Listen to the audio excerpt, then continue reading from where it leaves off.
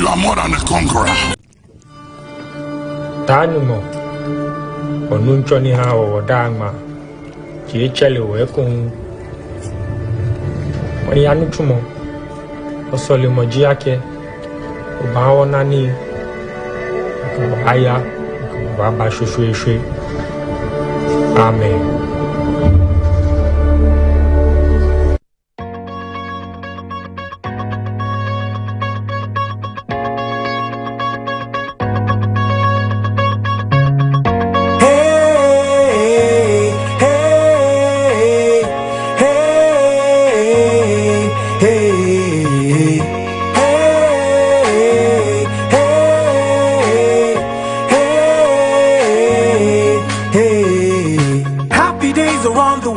Yeah, that's what I believe.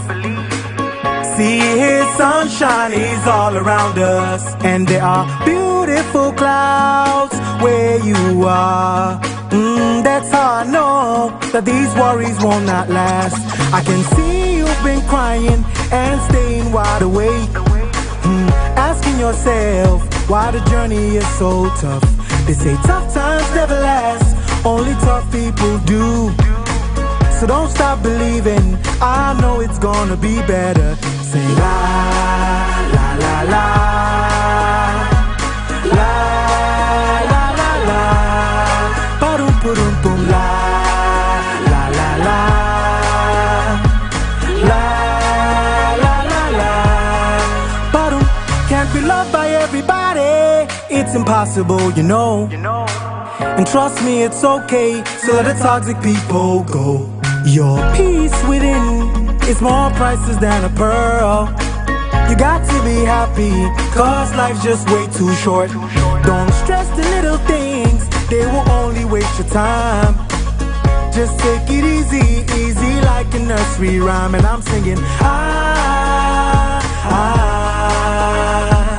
know it's gonna be okay. So I wanna see you smile today. Hey, you just gotta be happy, man. Good days, bad days, it's all part of life. But you must keep the groove on and enjoy every single day. I'm sure you've had some happy days before.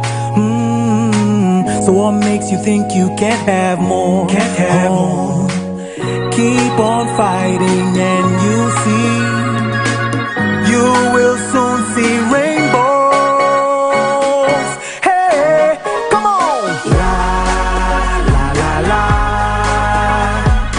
La, la, la, la. Ba-dum, ba-dum, boom. La, la, la, la. La, la, la, la. Ba-dum, ba-dum, boom. La, la, la. La, la, la, la.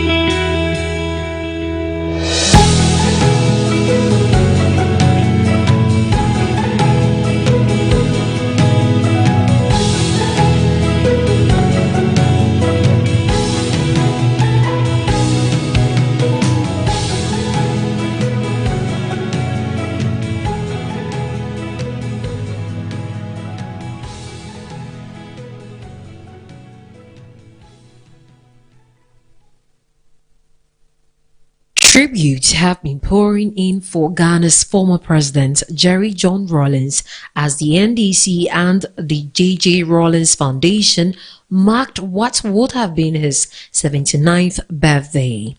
Speakers at the commemoration described Rawlings as a transformational figure whose leadership helped shape Ghana's democratic journey and inspired generations of political actors. They also called for the preservation of his ideals of probity, accountability, and service to the nation. Today is a day of remembrance. It's a day of gratitude and renewal. It's a day that invites us to reflect on our journey as a political movement, to honor the sacrifices of those who came before us, and to recommit ourselves to the ideals that have guided our political tradition through the decades. This ceremony is not merely about renaming a building and unveiling a monument. It is about preserving history. It is about celebrating leadership. The very importance of this day cannot be lost to all of us, and the very values and ideals that inform the revolution and ultimately the formation of a political party to carry forward the values and principles of the revolution in a democratic setting cannot also be lost to us. The naming of this headquarters, together with this unveiling of the bust, is far more than a symbolic gesture. It is a solemn affirmation that conviction, sacrifice, and service in the pursuit of justice, accountability, and national progress will never be forgotten. It is a reminder to present and future generations that leadership is not measured by the pursuit of power, but by an unwavering commitment to the people and a willingness to place national interests above personal gain. We wish to express our heartfelt appreciation to all those whose dedication, and hard work made this day possible. The commemoration formed part of efforts to keep alive the ideals and contributions of the former president, whose influence continues to feature prominently in Ghana's political discourse nearly 6 years after his passing. A bust was unveiled in his honor. Statue will look like somebody else other than Rawlings. And what heightened my fears was the chairman, he said, "I've not seen it myself." So he couldn't reassure me. But when we unveiled it, Zanetta was standing right next to me, and she said, "Wow, this is exactly him." So we thank whoever sculpted this beautiful figure of our father. Unique situation in this World Cup, where there are now two stars of this World Cup, Hakimi and Partey, who are both facing rape charges and will go to court. And Partey will play against England tomorrow night. And apparently what the England football chiefs have decided is it will be left to the individual players as to whether they shake Partey's hand. Now, we've kind of touched on this before, but it is a very complex issue because, of course, he's innocent till proven guilty. But these are very serious allegations. If you were there as an England player, how would you handle that? Listen, I think they're all big boys and they'll make their own decisions, but you know, I think you do the right thing in terms of millions of people watching. Like you said, Piers, it's innocent until proven guilty, and I don't know the facts or the ins and outs of the case, so I'm certainly not in a place to comment. But if you're asking me, would I shake the players' hands? Yes, I would. And I think the players are big enough to kind of make their own decisions on that. Yeah, Simon, what do you think? We've discussed this before. It is a minefield, but do you think the players should shake his hand? I mean, if you don't, it becomes an enormous story. Well, that's exactly right, Piers.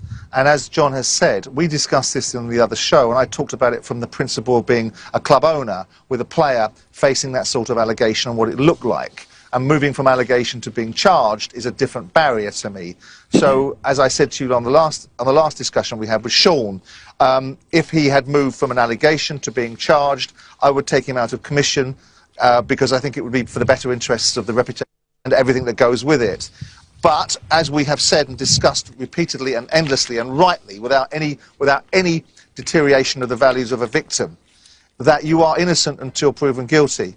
And judging people, be careful how you judge people, because one day someone will come along and judge you. So I think it's entirely appropriate that players do what they want to do, but I would suggest that shaking hands is probably the right thing to do until such a time as someone's been found guilty. We know this controversial situation. We know that he's allowed to play in the US, but not allowed to play in Canada. It's a bit more nuanced than that, but I think it's right what John has said. I think what John has said is absolutely right. Yeah, I agree. Hello, Ghana. Thanks so much for the love, for the messages I've received. I can't wait to be part of you guys. I can't wait to join the team. It's a great feeling, you know, to be part of a family like this. And thanks so much to everyone for the love. I feel so grateful and I feel so amazed to be part of you. I can't wait to join you guys. And don't forget, no Thomas, no party.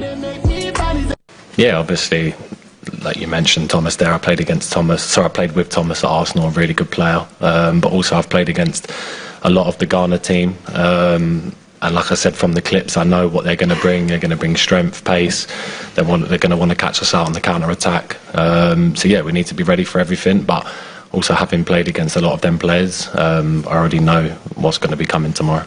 One of the threats is the counter-attack, because Ghana plays with a lot of physicality, they play with a lot of speed, individual quality. They don't mind if they don't have so much of the ball, because they burst into high-speed attacks on the counter. They play very direct when they're on the ball. They're not shy to use long balls. They bring 4 or 5 players into the attack. So, yeah, it's a different approach, like than the last match. But that's the beauty of it. I mean, we play World Cup, we play now different cultures, different national teams and different approaches to the match. And it's on us to adapt and to bring our strengths and be respectful enough to adapt to the strengths of our opponent and make it a top performance from us, because that's what we need if we want to win.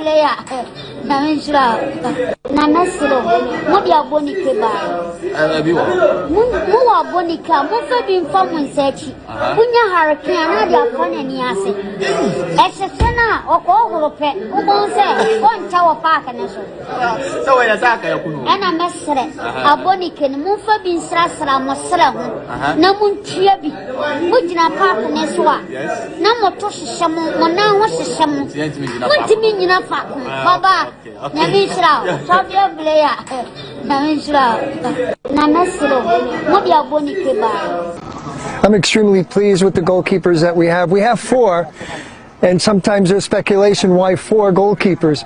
And the reason why we have 4 goalkeepers is because Coach Carlos Queiroz likes to do a lot of finishing and crossing, and it's really important that we have 4 goalkeepers so that they can rotate and there's less repetition on each one of them, so that keeps them healthy, keeps them sharp.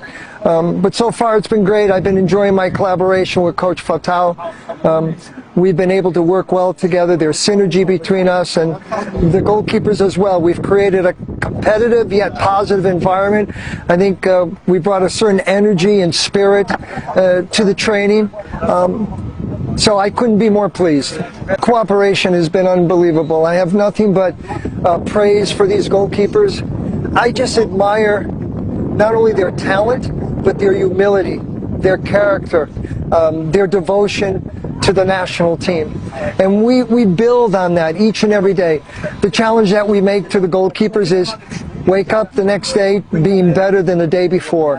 And that's a challenge that we've given them, and they've responded extremely well. We try to be creative with our activities, but yet trying to make it match condition, match related for each opponent. So Panama's a different team than England. England's going to be a different team than Croatia. So we have to make sure that we do our analysis, we find out their dangerous players or attacking patterns, and we incorporate that into our training session. Obviously, England is one of the best teams in the world. They have a certain characteristics and style of play, and we're exposing our goalkeepers to those conditions. And we're preparing our goalkeepers not only for the timing of catching but boxing, but also the physical challenge that they're going to be exposed to. So I have no doubt in my mind that our goalkeepers are prepared for all the conditions that they're going to be exposed against England. I can tell you that we're extremely happy with this progress. It's day by day. Obviously, this is a medical issue. It's an issue also collaborated with head coach Carlos Queiroz. And so we'll take it session by session. But we're optimistic with his progress, and the decision will be made at the right time, at the right moment. But one thing for sure, we always stress that it's team above individual. So any decision that we make, it's in the best interest of the team. Been extremely proud to be part of the Ghana national team. I feel the love from the people. Our players feel the support of the people. And I know and have no reservation that we will do everything to the best of our ability to bring joy and happiness to the Ghanaian people. Up to this point, they've been extremely supportive, great fans. They bring a certain energy, a certain vibe, and I think the players feed off of that. So just keep giving us that support. Keep believing in the Ghana national team, because we're going to fight for you. We're going to do everything we can to give a positive result and to get into the next round.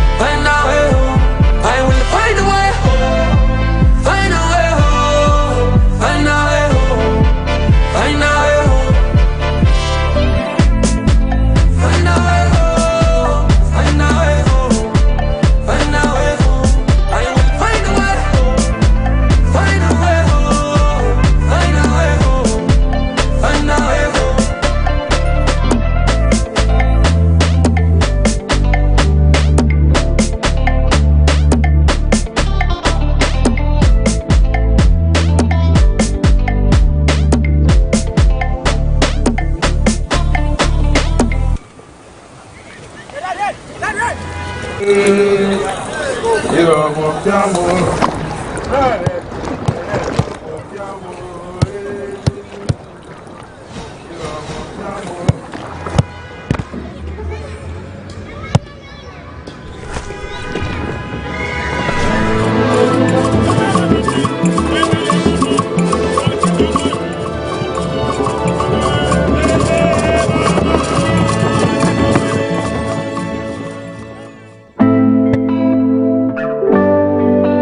What's name? Joker.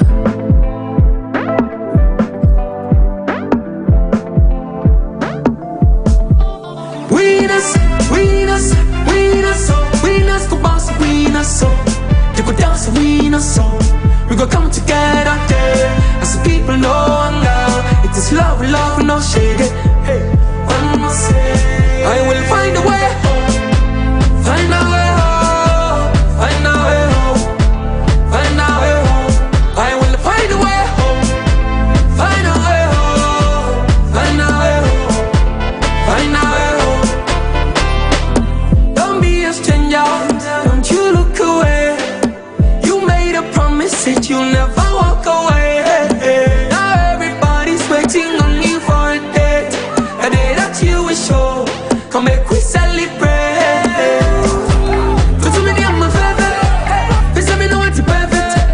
The boy again on Sunday. The boy again on Sunday. Don't tell me I'm a favorite. Please let me know it's perfect. The boy again on Sunday. I will find a way.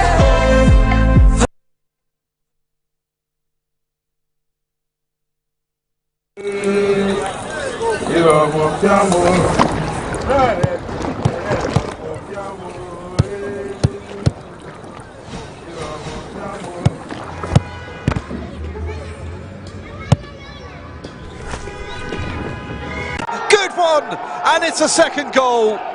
8 minutes into the second half, and Ghana double their lead.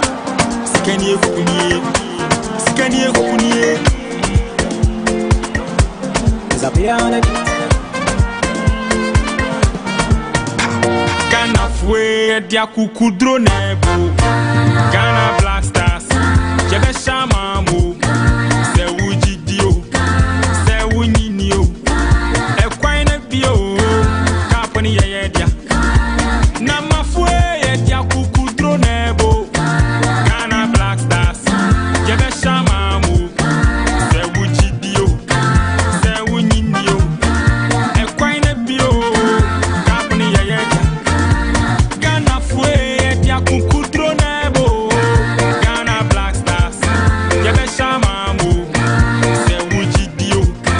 Se unyinio. Ekwaine bio. Kaponi ye dia.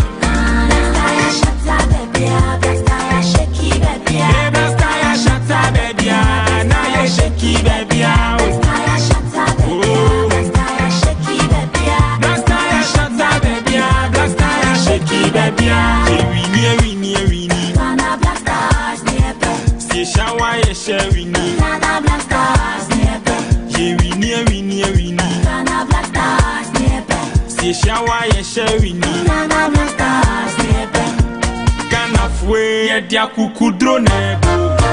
Ghana Black Stars. Jebe shamamu.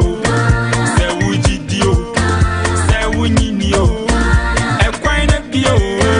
Kaponi ye dia. Na mafue dia kukudro nebo. Ghana Black Stars. Jebe shamamu. Se ujidio.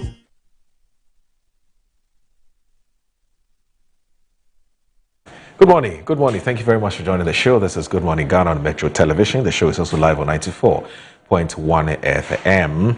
My name is Awudu Moro, and it's always a pleasure to come your way. It's a beautiful Tuesday morning, and this is the day the Lord has made. Indeed, we're glad that we've been able to return here to join the nation's conversation on the big issues that are making the rounds in our nation, Ghana. I want to say it's actually a rare privilege to return here, and thank you very much to the Almighty Allah for making this possible. We also want to say a big thanks to you, our loyal, cherished, and distinguished audience, for making time every morning from 7 to 9:55 to watch the show. We're truly, truly, truly, and honestly grateful for your patronage. Let me say that today's a special day for one reason, because the Ghana Black Stars are coming up against the English national team, call them the Three Lions of England. Can we tame them? Well, I'm positive that we can tame the Lions of England. And this is actually going to be the first time historic we're coming up against that in a competitive game. We've had some friendlies in the past, but this one is the first that we're coming up against. So it's going to be historic. Well, they are colonial masters, but that's in the past. now everybody, we have what it takes to rub shoulders with the superpowers, one of the superpowers of football. Of course, Ghana is a superpower in world football. So we'll see how that pans out. That's why we're all in our jersey. Yes, we're very, very positive. We're optimistic that the Black Stars will beat the English national team. The players have told us that we would see some fireworks. They're very, very positive. They're very optimistic about giving us a good game today. So we'll see how that goes. But anyway, let me also say that you have called for it. You have been calling us. You have been appealing to us to get you a dedicated WhatsApp line for two reasons. So that you can express your thoughts, your views, and your points of opinion. But also, if you have something that you want to bring to our attention. We know that one of the things we have been conversing and pushing and encouraging you to do on the show is that we want you to be a part of we want to be like a citizen vigilante. So when you see something in your community that you believe that our duty bearers must know, or our authorities must know, you would want to bring it to attention. So the number, as you would see it written on your screens, it's 055-863-9114. So 055-863-9114. So that's a WhatsApp line for our viewers now. So those of you have been sending me messages, please, you're better off sending it to this particular. Now, of course, unless of course you want to send a private message, which is for me and not for the public, then you can send it to my WhatsApp line. Those of you who already have it, that's fine. But otherwise, 055-863-9114. That's the new WhatsApp line. So you live in your community, there's something you've seen, you want to bring it to attention so that we can let the duty bearers or the authorities in charge to be aware of this. Please send it to this particular number. So I'll be repeating this in the course of the show up until the time when all of us will be on the same page. So you can write that number down and send us those messages. So share your views on 055-863-9114 or send us a video, a picture, something that is bothering you, that you want our leaders to know. You can send it to that number. I can now go ahead and look at the papers, can't I? Yes, I can look at the papers now. The newspapers are reporting this morning. It says NDC, and I'll start with the Daily Graphic as always. NDC names headquarters after Rawlings. There's a flood claim, 18 lives in Central Region, and there's Ghana-England cliffhanger. They settle old scores tonight. The Ghanaian Times this morning says historic World Cup clash. Can Black Stars tame the Three Lions? Comes with a question mark. Ghana has strong potentials for job creation, according to the World Bank, and the Central Region floods kill 18, displace dozens. Suspend rent increases or face legal action. Acting Rent Commissioner warns hostel operators. The Daily Guide this morning says UTAC threatens strike over welfare issues, and there's also Dubois in a trial. Investigator details how 49.1 million cedis moved to private account. Just after shooting incident, the inside story. NDC renames headquarters as JJ Rawlings House. The extension rocks Bantama NPP over electoral album. And then you also have the Insight newspaper that says Muhammad salutes JJ Rawlings, and there's a US military. The lies and hidden cost against the real budget for far larger than reported. Care Ghana calls for Ghana card as sole voting ID. Macron proposes international scientific initiative on reparatory justice and slavery legacy. Manhian cites Ashalaja, defendants and alleged thugs for contempt of a land dispute, and as SIC Insurance rolls out electric vehicle fleet, eyes nationwide solar expansion in green transition drive. Economy Times says that the banks face remittance cleanup as BOG deadline looms. Latest PPI data warns of possible rise in headline inflation. Falling global rice prices test Ghana's import quota plan. Daily Post this morning says NDC renames the national headquarters after JJ Rawlings, and the government will pursue justice for Ahmed Swaleh, Haruna Iddrisu Shaw's family. NPA shares love with inmates of Accra Psychiatric Hospital to mark Father's Day. That's with the Daily Post. Now, if you go to Metro TV online, we have 33 million lions to fight. Carlos Queiroz promises fireworks and entertainment as Ghana face England. And then you also have Atizigi's progressing day by day, according to Gaspar. And the Black Stars in high spirits as England plays Ghana. Captain Ayew vows Black Stars will give 100% against England. And then there's Tunisia out of the World Cup after thumping defeat by Japan. Our keepers are ready for England challenge, according to Daniel Gaspar. What are the quote cards saying? Can we have a look now? Right.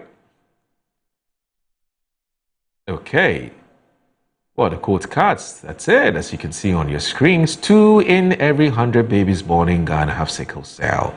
That's what the quote cards are saying today. So this with MetroTVOnline.com says, Kaswa Accra potholes turn commute into 3-hour nightmare. It's such a nightmare, isn't it? And then there's also NDC, still MetroTVOnline.com. NDC has officially named its national headquarters in honor of Jerry John Rawlings. Okay, still with MetroTVOnline.com, over 2,000 displaced by Summer Boy floods. That's what the code cards are saying today. And there's also Percival Kofi Akpalu sues Yoko of alleged unlawful arrest. And yes, through MetroTVOnline.com, Zoom Lion Ghana Limited begins disinfection and a disinfestation exercise at waste dumping sites. All right, so that's what the quote cards are saying. And you see that it's been Metro TV Online, Metro TV Online, because that's what all of you are asking to see, what the Metro TV Online is being talked about by the quote cards. Yes, that's it. It's number one. It's numero uno. It's number one. Everybody is yearning to see the Metro TV Online, the quote cards of Metro TV Online.com. All right, so that's it. So stay with us. This is Good Morning Ghana on Metro Television. My guests are here. We spend quite an amount of time on the Black Stars. It's understandably so, because the Black Stars are coming against the Three Lions of England. It's a make or break affair. I don't agree with those who say that even if we lose again against England, we still have a very good chance of winning. It's a defeatist mentality. We have to beat the Three Lions of England. We have to teach them some footballing lessons. And then when we meet, Croatia in our third game, we can decide to draw them. That's fine. Hey, but we want to top the group. That should be the mindset. Stay with us. Tanumo, Onunchoni ha o dama, Chiechele wekun, Manianuchumo, Osoli mojiake, Ubao nani, Aya, Baba shushuishui. Amen.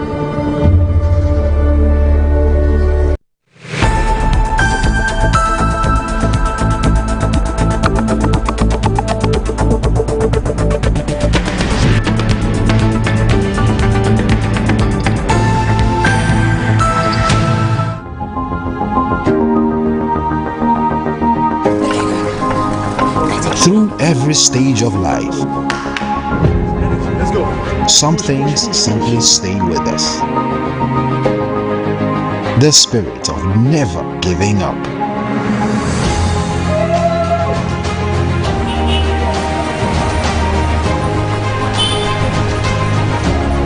A throwback to a bygone era when love was service.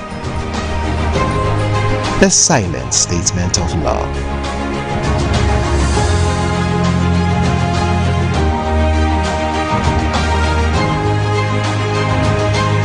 A thoughtful gesture that deepens bonds, balancing work and life. Every drop refreshes, every sip hydrates, just as it should. I am awake, one for life. Drink water, drink awake. Supporting the National Cardiothoracic Center. This advert is FDA approved. Are you a headmaster, headmistress, parent, teacher, or an educator looking for high-quality textbooks for preschool, primary, and junior high school students? Look no further than Advocate Publishing Company. Advocate Publishing Company is a leading publisher of educational materials in Ghana that publishes very engaging, interactive, and comprehensive textbooks that meet the needs of students, teachers, and parents. Our textbooks are thoroughly published to make learning fun and easy. They are also designed to stimulate critical thinking, problem solving, and creativity in students. Make Advocate Publishing your preferred choice for all your educational needs.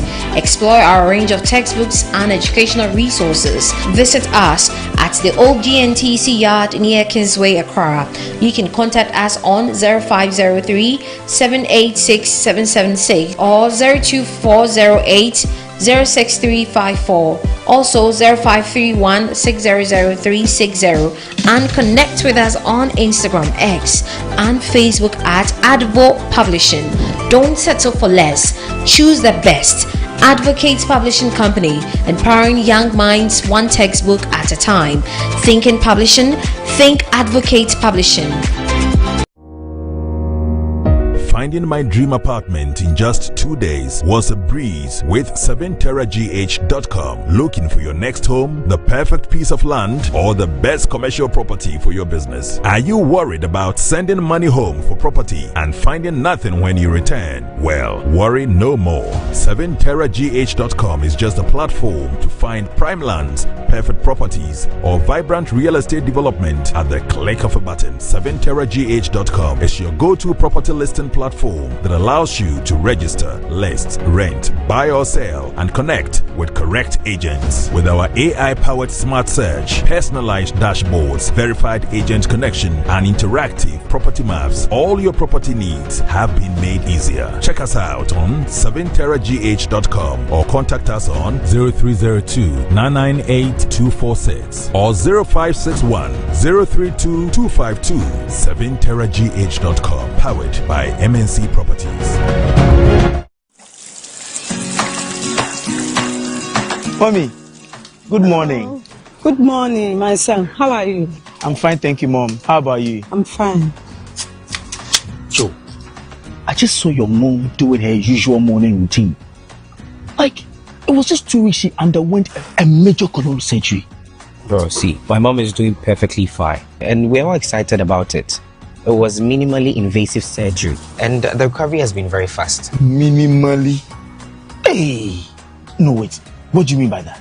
So they offered my mom a laparoscopic colon surgery. Laparoscopic colon surgery, which we accepted. It turned out it was equally safe with a very fast recovery time, and the cost involved too was very, very reasonable. She was discharged 3 days after the surgery, and you can see her, she's on her feet again. 3 days? Just 3 days, bro. Mean Tuber Hospital, first Ghana colorectal center, aimed to serve a peculiar health need.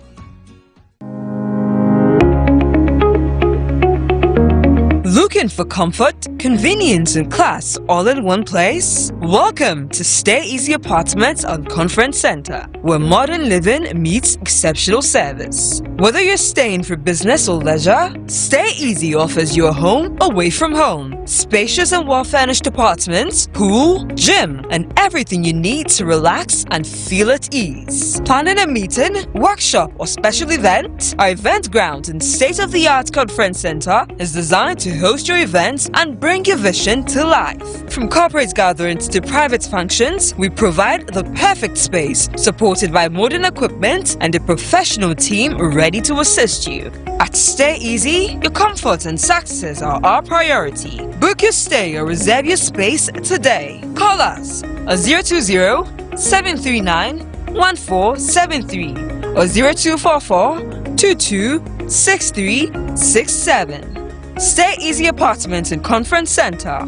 Stay easy with us.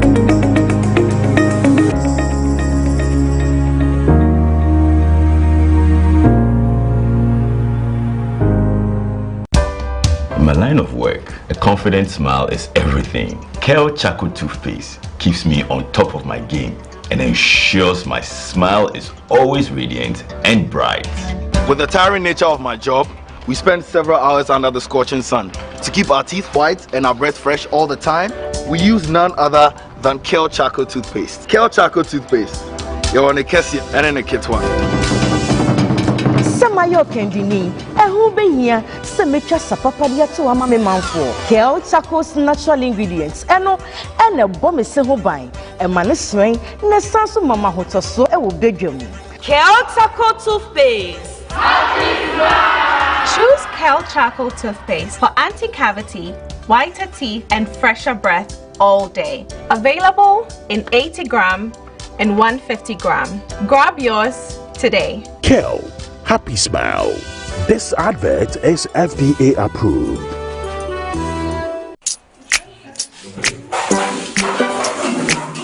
Today's class is going to be an exciting one.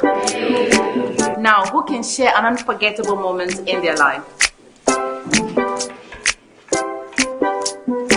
Okay, Asempa. I'd like to talk about my first time.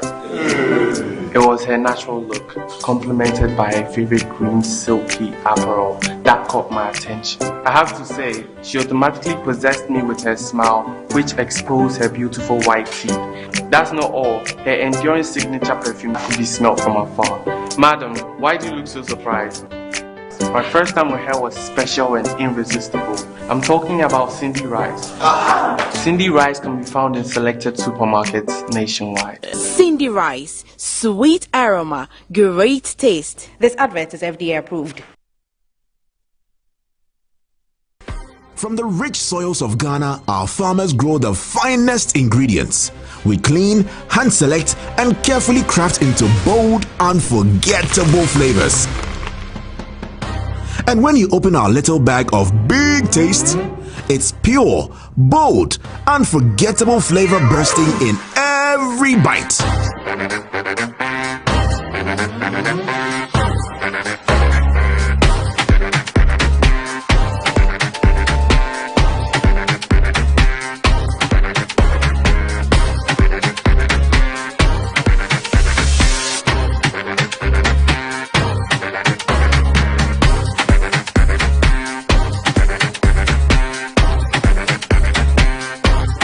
Enjoy the goodness, made with big care.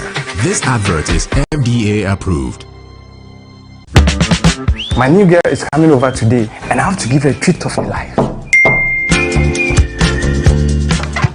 Hi. Hey.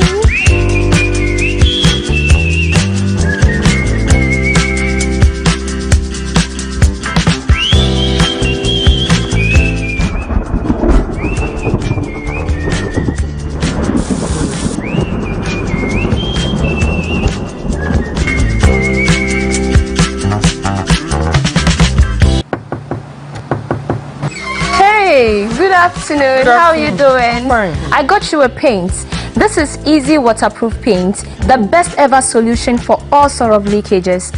I got it for you. Thank you. Easy waterproof paint can be used on any surface, being it cement, blocks, roofing sheets, swimming pools, and more. It can also be used as primer before you apply any paint to help provide extra protection. Easy waterproof paint. No more leakages.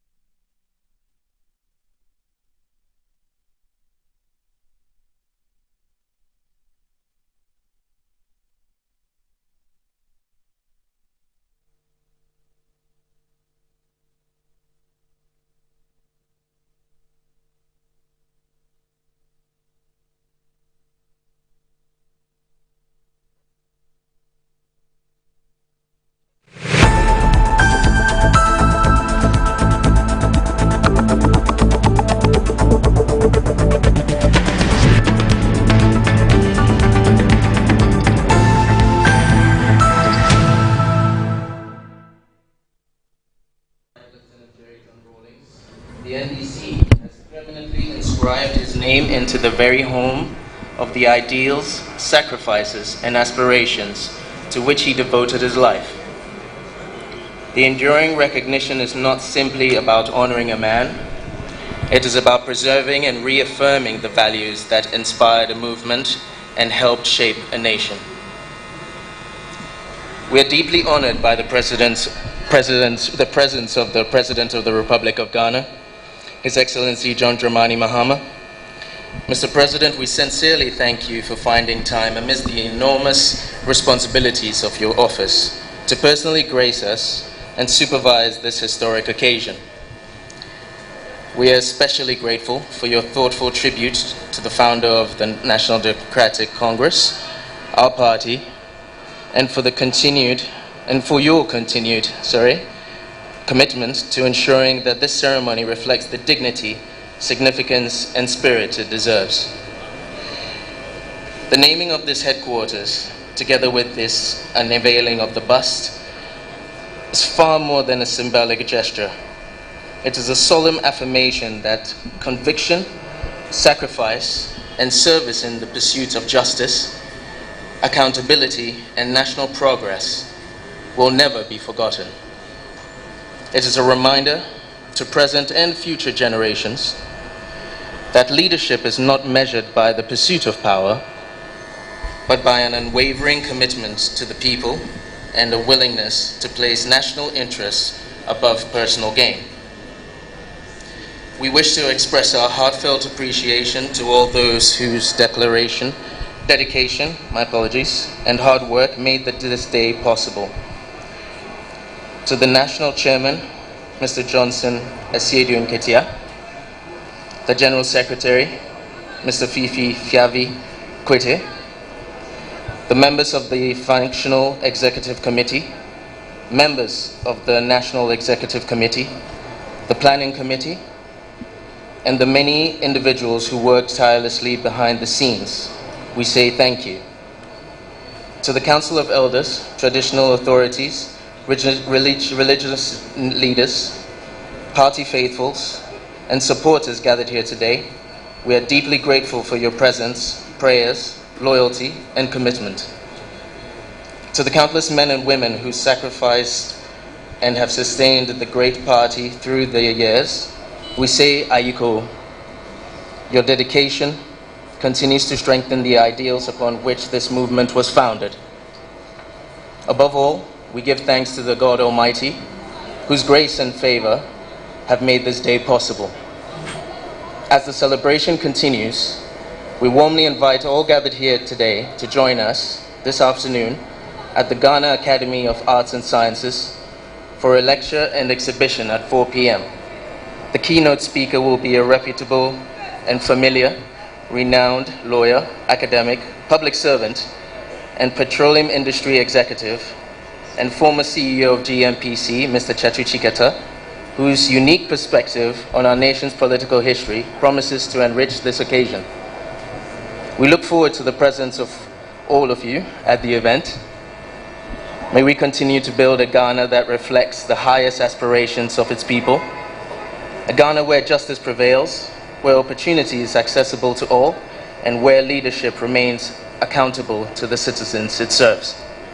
Your Excellency, Mr. President, distinguished guests, comrades, friends, and Ghanaians, on behalf of my sisters and the entire Rawlings family and the J.J. Rawlings Foundation, I thank you all for standing with us on this historic day.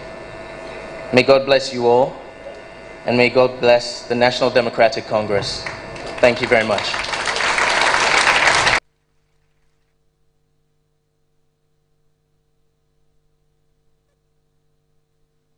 So you're watching Good Morning Ghana on Metro Television. The show is also live on 94.1 FM.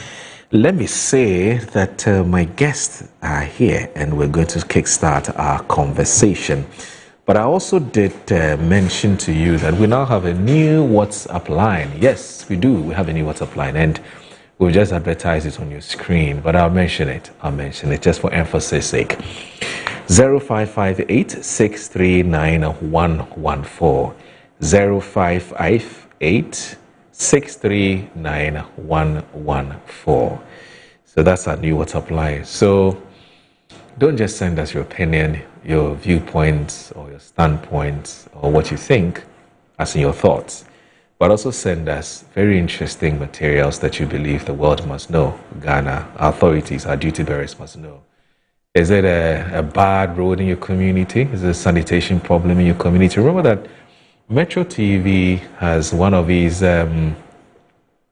ethos, which is that we champion sanitation-related issues. And so we're more than happy and glad when you send us videos relating to sanitation. That's not to say that if the roads in your area are bad, don't send them. Please do.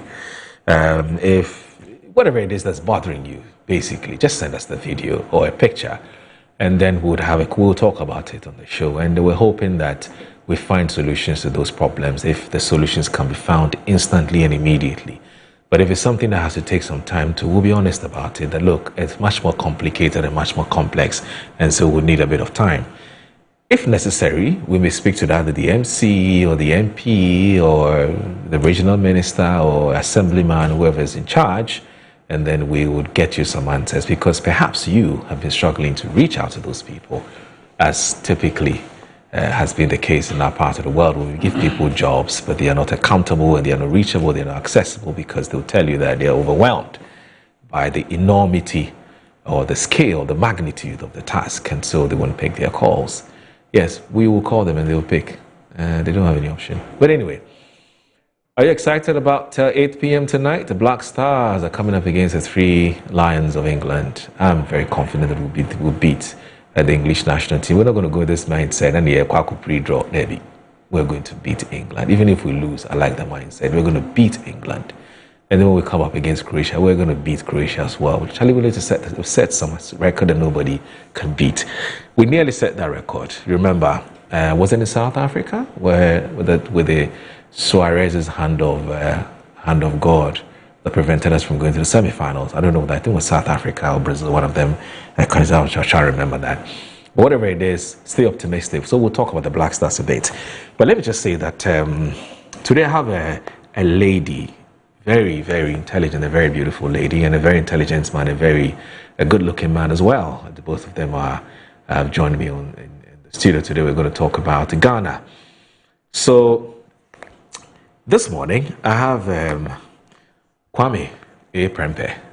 I want probably have to ask him this question, whether he's related to the former Deputy Attorney General, Kwame Prempeh. One of these days, I'm going to ask him. He's a former Deputy CEO of the PPA. And also, he's one of the, you can call him one of the strong, avid communicators of the NPP. He's with us this morning. Let me start. It's the ladies first, isn't it? So, Kwame, we'll try and relax. Let me bring in the lady, because the ladies first. She hasn't been here in a while, but she used to be on Good Morning Ghana several times back in the day when Annie used to do her all-female panel on Mondays. She was always here. But you know that policy has changed. Now Mondays, we call it flexible Mondays, because we could do an all-female, we can do male, female, we could do all CSOs, we could do independent thinkers, we could do PNC, CPP. It all depends on the issue. So we call it a flexible Monday. Louisa Kwachi is the lady I'm talking about. Louisa, good morning. Good morning. How are you? I'm fine. Charlie, what dog you? What dog you? What dog? What do you mean? Oh, not at all. So you are back with a big bang. Of course. And is this supposed to be some kind of a flash in the pan? And I say, when you say you're back, you're back. Oh, no. Because I'm not sure, so the whole of 2025, you've been on any media platform. I was here in February. Oh, you're here in February. Yes. Oh, okay. And then I'm here to stay. And then you run away. Because anyone who knows me knows that when it comes to the issues of Ghana, I'm so passionate. Right. Whenever NDC sends me, I avail myself. Right. Louisa Kwachi. She has a new designation, but that one I have to seek her permission first. Louisa, I'm in Ghana. Okay.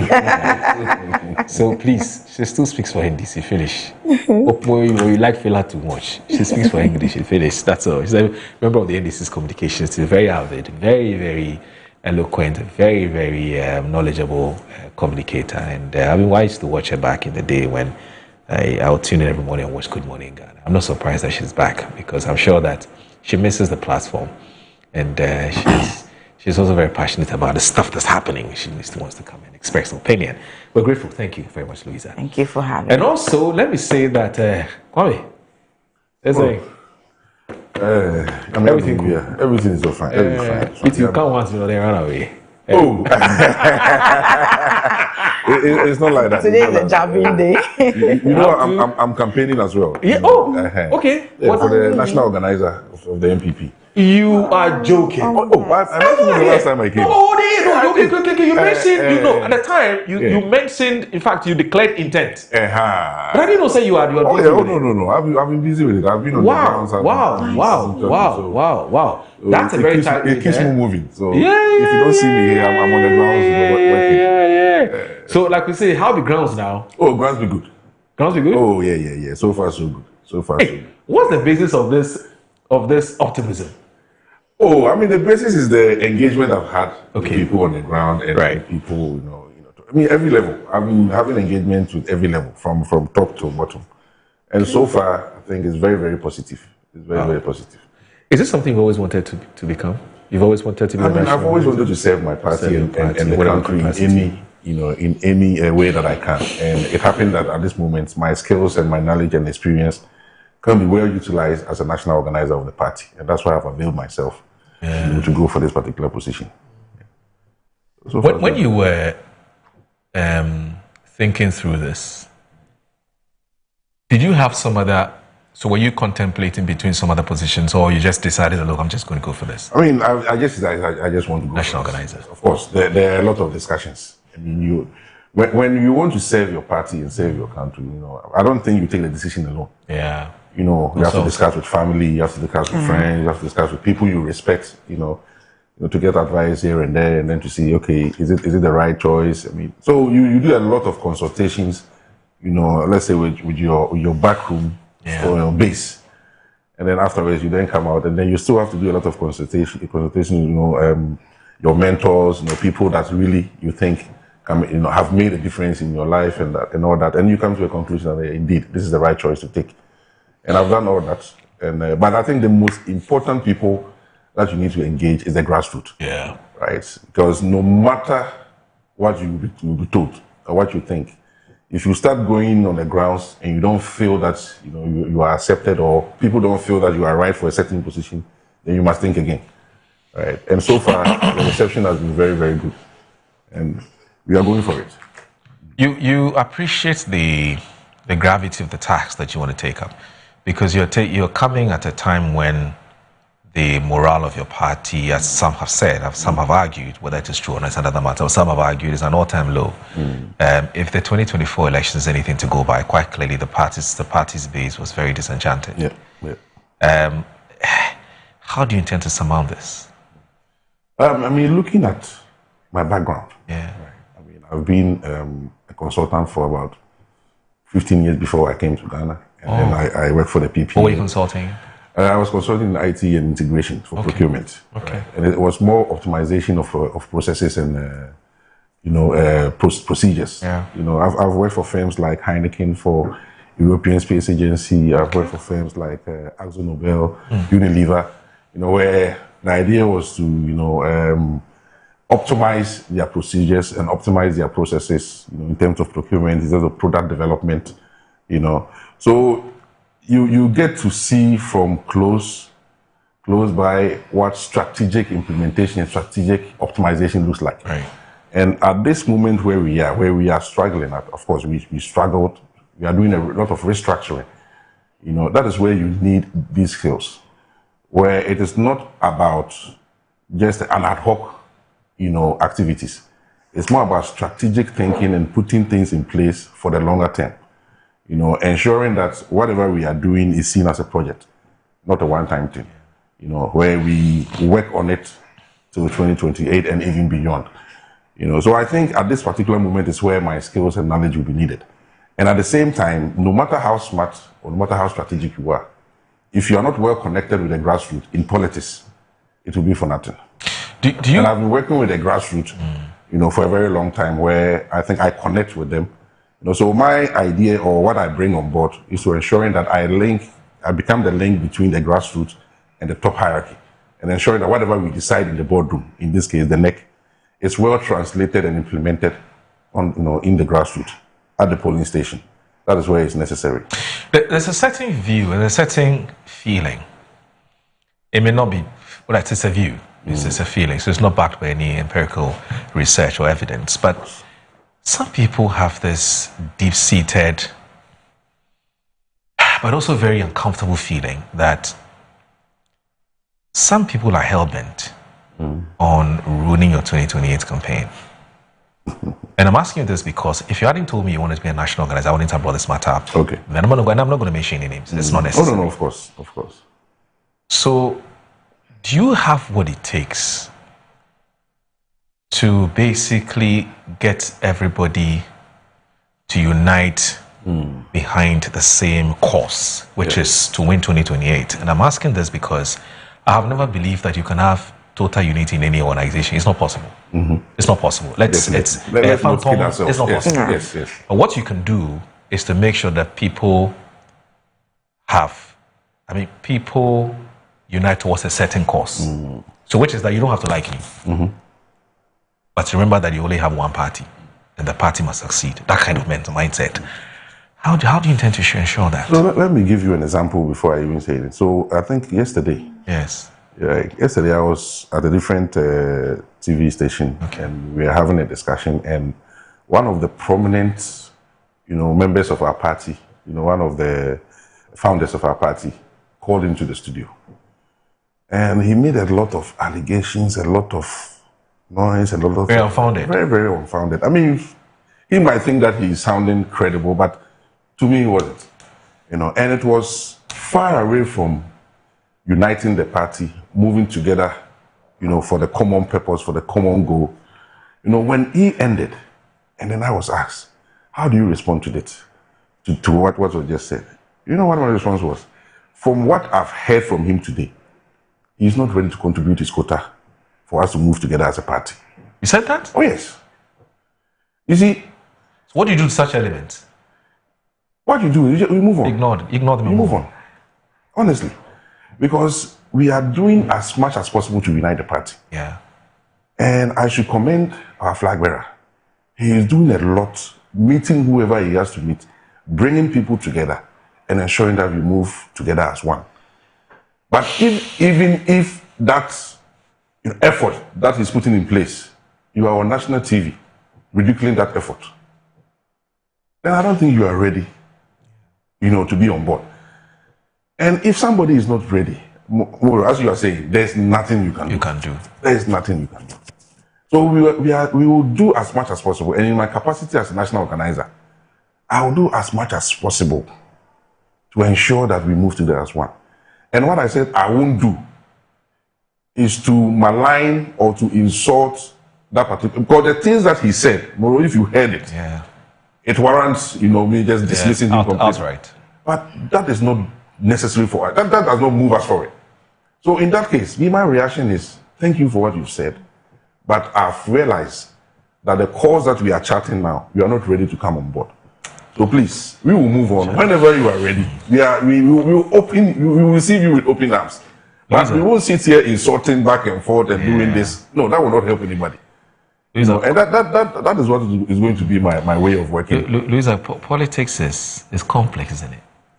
And I haven't followed your politics for a very long time. I don't know, for instance, under Mills, John 1, I don't know what role you played, and I want to be honest about it so that I don't show my ignorance. So I'll defer that to you.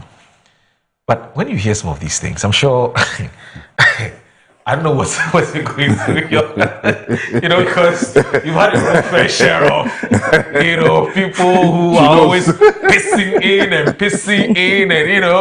I don't want to remind them of Team A, Team B, and all the things that were said in the past, and the AMCC, and can we win, with all these distractions, and and I shall anyway. Before you stress your thoughts on that, Louisa, first of all, good to see you. Now I've made a certain observation, And I don't know whether observation is apt, and then somebody agrees with me. But, I mean, it appears that some of your, and it's good to know you're back, but some of your communicators who are doing all the talking for your party have all gone into hiatus. And we're beginning to see new faces. Is it some kind of a party decision, or it's just a thing that comes with power, that once power comes, the dynamics have changed, people are trying to find their level, and, you know, different times bring up different, you know, how do you call it, different talents and so. I mean, first of all, is my observation apt?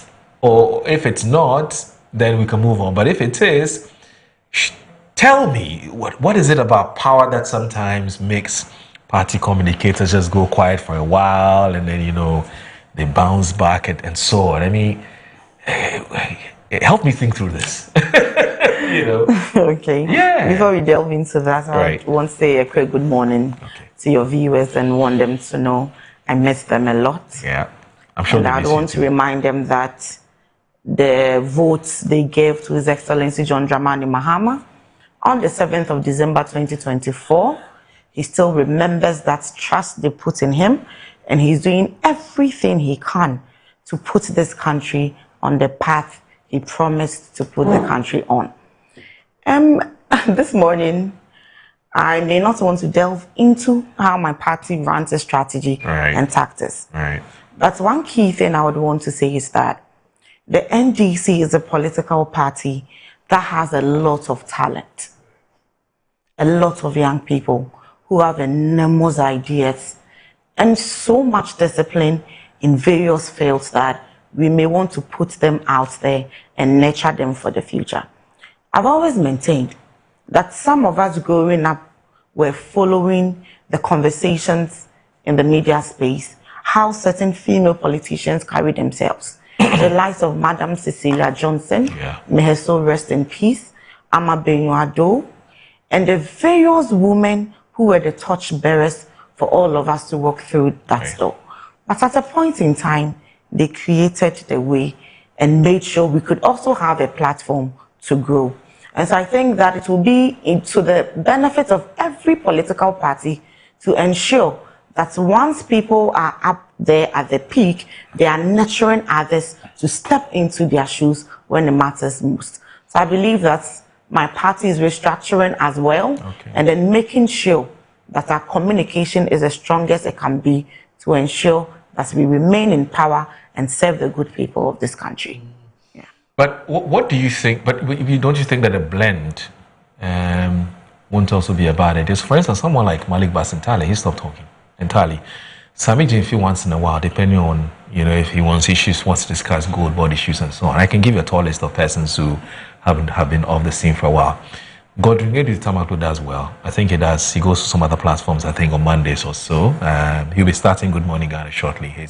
He's personally called to tell me that he wants to start Good Morning Ghana, so he'll be coming here from time to time. But I don't know, is this something we should be encouraging? You see, I am conflicted on this matter. And I'll tell you why. Because I believe that once you are given a job to do, to serve Ghana, you must focus on the job. Now, to be communicating and doing that job, it's not easy. It's hard, you know. And especially depending on where you're working, for instance, maybe some of the corporate regulations and policy, and so does not even encourage you to be doing the hardcore political talk, you know. So yes, under normal circumstances, focus there. But the party is what has given birth to the government. The government must be seen to be talking about the achievements and programs, and also letting and be carrying Ghanaians along as well. So do you agree with me that it's a very tricky situation? I mean, both arguments are valid. As in those who say, stay there, work, don't come and be talking. Those are also saying that, Charlie, if you don't do the talking, the opposition will do the talking for you. And you are more experienced because you know where you were before, you know where you are now, you have institutional, you know, knowledge and so on and so forth. I don't know, do you agree with me that both arguments are valid? Or what do you think about this? That must we get to a point where we say, okay, as a political party, once we come to a point, all communicators keep quiet, let's have a new breed? Or you think a blend is fine? I think both arguments are valid. Okay. But for me, as I indicated earlier, it is a matter of putting your best foot forward. Right. And so, for instance, if you look at Mr. Sammy Jemfi and where he is now, you will notice that Gold Board is virtually the backbone of this economy. Sure. And so it will be so prudent that he stays there and keep his eyes on the ball and ensure that everything is working well. That and that Prempe and his party are waiting eagerly to put him on the chopping board. And this morning I want to tell him that it will never happen. It will never happen. Because his eyes are on the ball and he's doing everything possible. Right. You look at where Malek is equally at. Why? It is about the youth. And one of the key things that was one of the major issues going up into election 2024 was employment and making sure that opportunities are created. So it is an equally important place for him to keep moving up and down, ensuring that opportunities are being created. And one of the key fundamentals of our party is social justice. And it ensures that there's fairly and equitable distribution of resources and creating the opportunities for the people. And so if you look at their mandates that they've been given, then they cannot have all the time there is to come every day. But when it matters most, I know they show up and they work for the party in the capacity that they are able to. And so I believe that a blend is okay. It's okay. Once there are other people who are equally fit to be in that shoes. Because that opportunity was created for all of us. And so that opportunity should be created. People should be nurtured so that the party keeps on excelling on that path. Do you extend any kind of help to the newbies? So for instance, if you're watching TV or listening to radio and you hear a new party communicator talking about an issue and you realize a shadow struggle kakra, are you able to say send a text or to call the person and say, like, next time do that? I mean, do you the old guards support the new guards in your own small ways? And so for us, there's nothing like new and old. Okay. For new, me, the person's not been communicating for the party. The person just started. One other thing is that there are most people who are communicating, but as we call it, they've not gotten the trends. And so a majority of people have not seen them. True. Personally, I've been communicating in Ashanti region for years. Really? Yes. Before I came on to Metro TV, TV3, and all of that. Crowd people are not following you. Exactly.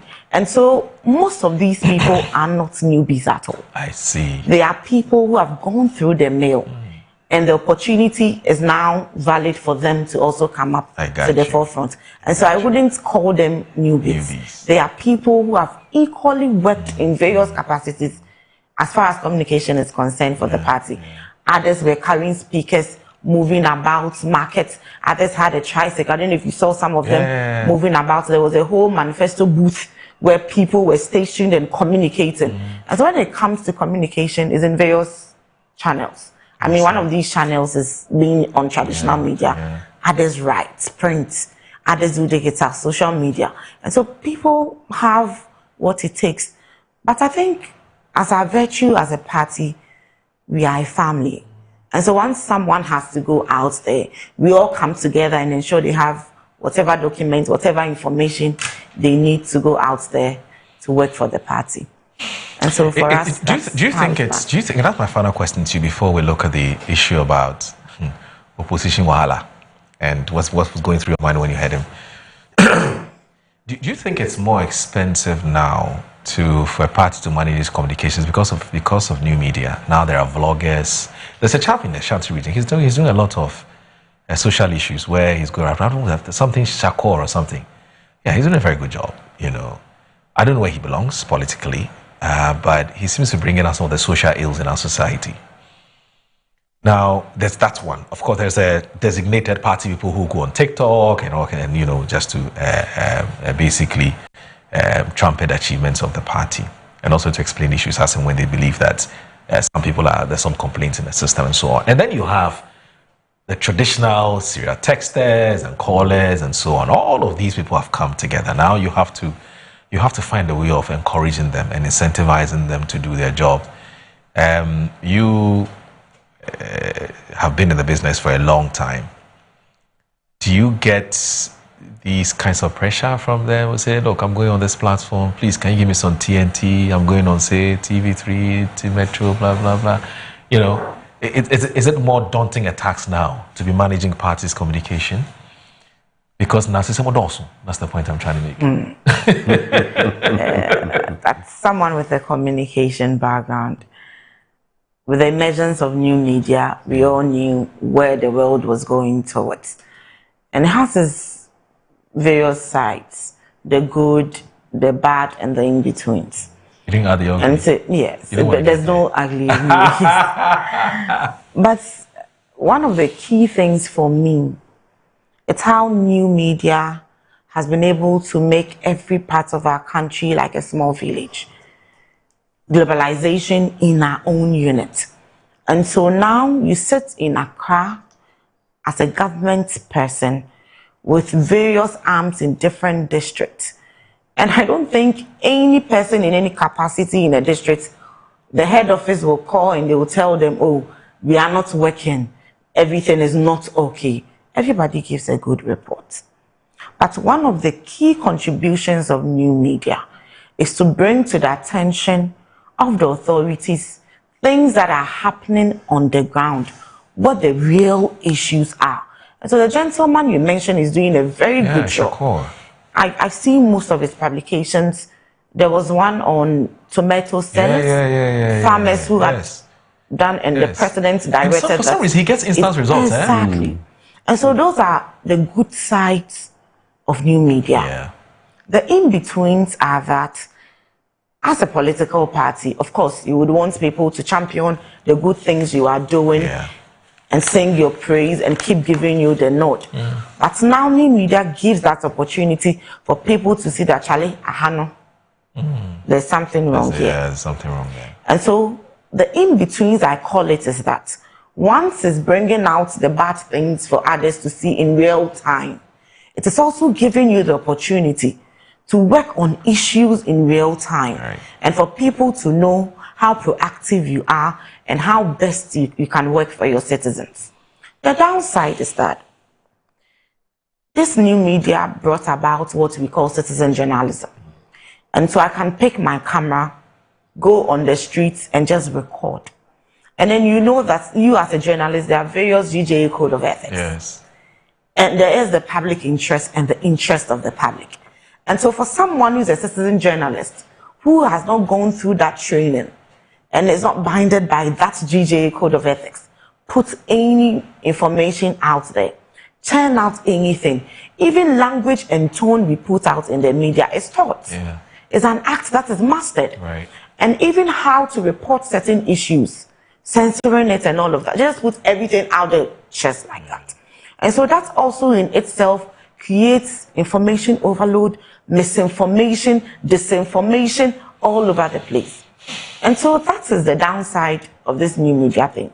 As to how it has made government communication expensive, I cannot sit here and factually say that it has made government communication expensive. Because as far as I know, the government communication office sits with Honorable Felix Ofosu-Kwakye and has various news agencies under that is running so beautifully. And it has taken away some costs because a certain ministry was merged with his office. And so now we have saved the cost of running that entire ministry with that enormous numbers that we saw in previous governments. And so government is doing its bit. And then now they are so out there on social media. So you see Jubilee House giving a live streaming of things that are happening. You see Honorable Felix Ofosu-Kwakye giving updates on what we call the accountability series, where he brings various appointees there to talk about the initiatives that are happening, and you, the media, gets the opportunity to ask questions and get answers for issues that are happening. And so, it's, for me, it is a win-win situation. Citizens are able to tell the government what is really happening, and the government gets the opportunity to track the work they are doing, progress, and then serve the people better. All right, Louisa, I'll deny you the opportunity to comment on opposition issues because we have to move on. As for this one, I'll deny you. I beg you. So we'll take. Let's go and stretch our arms and our legs small. But remember that is a WhatsApp line 0558639114. Share your views with us. Send us videos of issues in your community and contribute to discussions on the show. Thank you very much for your kind attention.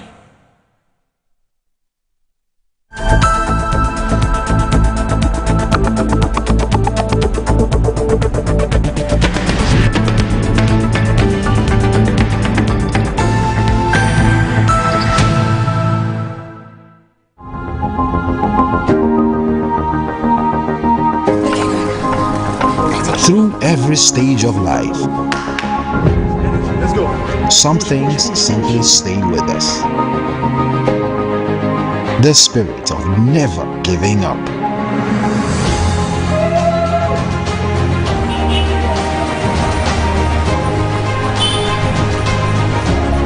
A throwback to a bygone era when love was service.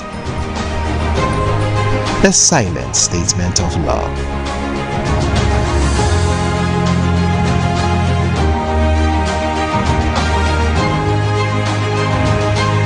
A thoughtful gesture that deepens bonds, balancing work and life.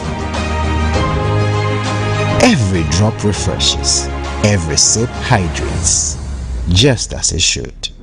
I am awake, one for life. Drink water, drink awake. Supporting the National Cardiothoracic Center. This advert is FDA approved. Are you a headmaster, headmistress, parent, teacher, or an educator looking for high-quality textbooks for preschool, primary, and junior high school students? Look no further than Advocate Publishing Company. Advocate Publishing Company is a leading publisher of educational materials in Ghana that publishes very engaging, interactive, and comprehensive textbooks that meet the needs of students, teachers, and parents. Our textbooks are thoroughly published to make learning fun and easy. They are also designed to stimulate critical thinking, problem solving, and creativity in students. Make Advocate Publishing your preferred choice for all your educational needs. Explore our range of textbooks and educational resources. Visit us at the old GNTC yard near Kingsway, Accra. You can contact us on 0503 786 776 or 02408 06354, also 0531 600360, and connect with us on Instagram, X, and Facebook at Advo Publishing. Don't settle for less. Choose the best. Advocate Publishing Company, empowering young minds one textbook at a time. Think in publishing, think Advocate Publishing.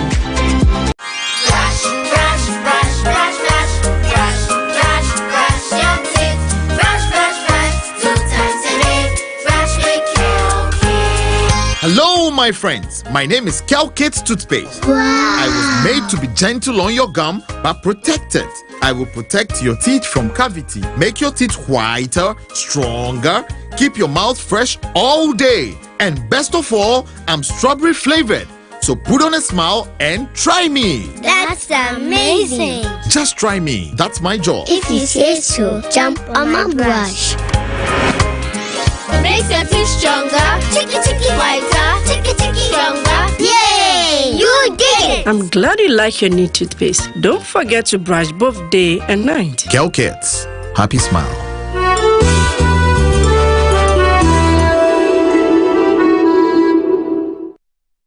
The Black Stars made their first appearance at the FIFA World Cup in 2006 in Germany. And now, after 20 years, they are here again in 2026. There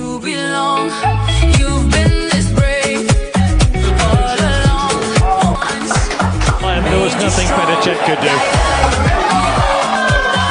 do. Imagine you had invested in genuine lands back in 2006. Just imagine how much it will be worth today. The best time to have made investment in land was yesterday. The second best time is now. As you support the Ghana Black Stars to victory in this World Cup, Estate Masters is also supporting your dream of owning genuine land with unbeatable discounts on outright purchases on our various sites. We offer you free site visits and free documentation. Estate Masters, your most preferred estate partner. Yes, next. Hey, Nadia Benson, Me didn't tum. Mr. Femi Kalika, just call me cockroach. Now, Mr. Femi once now. Hey, is that you? Impruka. Yeah. Captain Mosquito, double the action.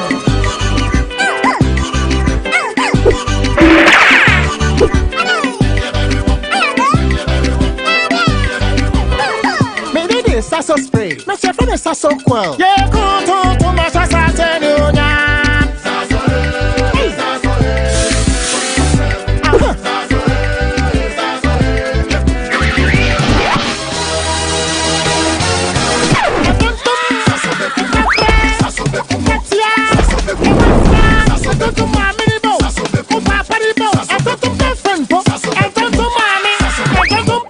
Sasso, come and tum preko.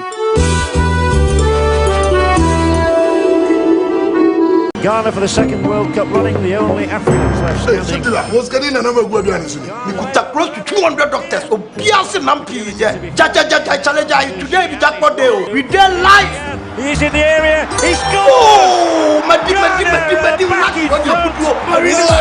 it's the Lucky World Cup Sikapuduo promo. Every 11th June, Kosi 31st July 2026. Play and win your share of the 1 million Ghana City jackpot with a minimum stake of just 10 Ghana Cities. 20 lucky customers go win their share of the 20,000 Ghana Cities daily jackpot. Top 10 agents go chop bonus every weekend. Trying to Lucky app, Lucky website. Agent to another dial *288#. Lucky World Cup Sikapuduo. Kitty one tickets, yeah. Auntie, one man no chopo. Blow beard your mama. Terms and conditions apply. Play responsibly. Not for persons under 18. Licensed and regulated by the NLA. Lucky. Play small, win big.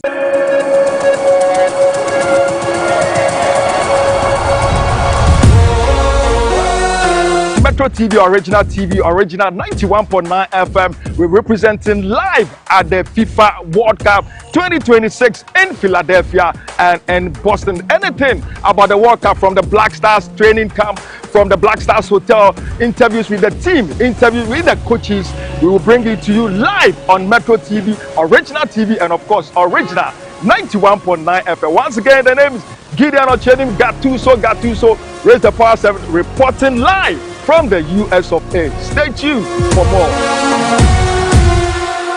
The World Cup coverage on all IMG platforms is brought to you by Estate Master.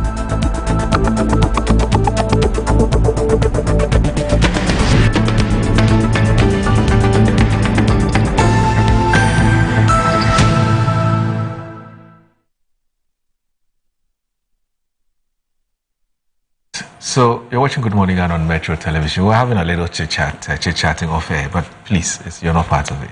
This one is just a caucus chit-chat.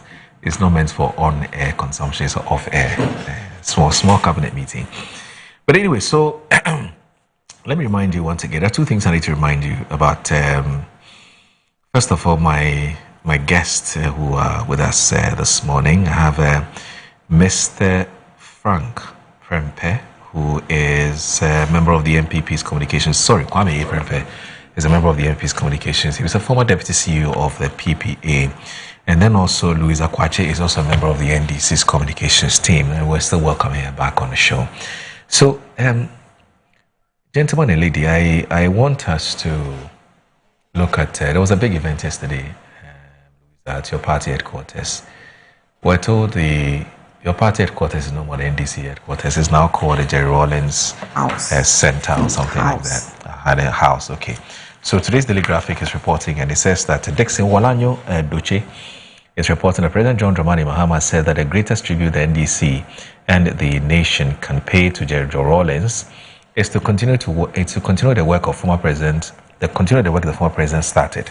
and to uphold the values he championed throughout his life. He said the late statesman's vision of social justice, accountability, national service, and the empowerment of ordinary citizens remained relevant to Ghana's development and democratic progress. The greatest honor we can bestow on those who built this movement is not merely to remember them occasionally, it is to continue the work they started. President Mahama stated. The president was speaking at a ceremony to rename the NDC national headquarters as Jerry Rawlings' house, where a bust was also unveiled in honor of the party's founder in Accra yesterday. The ceremony, organized in collaboration with the J.J. Rawlings Foundation, formed part of a series of commemorative events to mark the 79th birthday of the party's founder, Flight Lieutenant Jerry John Rawlings, on Monday, June 2026. It was on the theme From Revolution to Fourth Republic, the Rawlings Legacy. He says Rawlings was a transformative leader whose values and integrity, patriotism, sacrifice, discipline, and service to the people helped to shape the country's democratic tradition and political freedoms. Louisa, why is this important?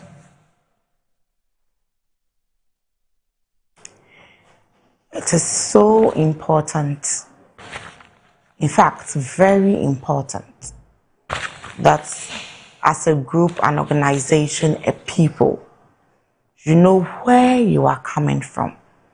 You know your history. You know the values that has brought you this far. And so if you look at the man, Chairman Rawlings, and what he stood for. First, let me even commend my national executive and the executive council, our council of elders, and all those people who matter in making major decisions for our political party, for the timing of this event. When you are in government, I don't Prempe and his group have had their fair share of various scandals and all the issues that came up that is fueling the disunity and the restructuring they are having and all of that. And so there's an old Akan adage that says, and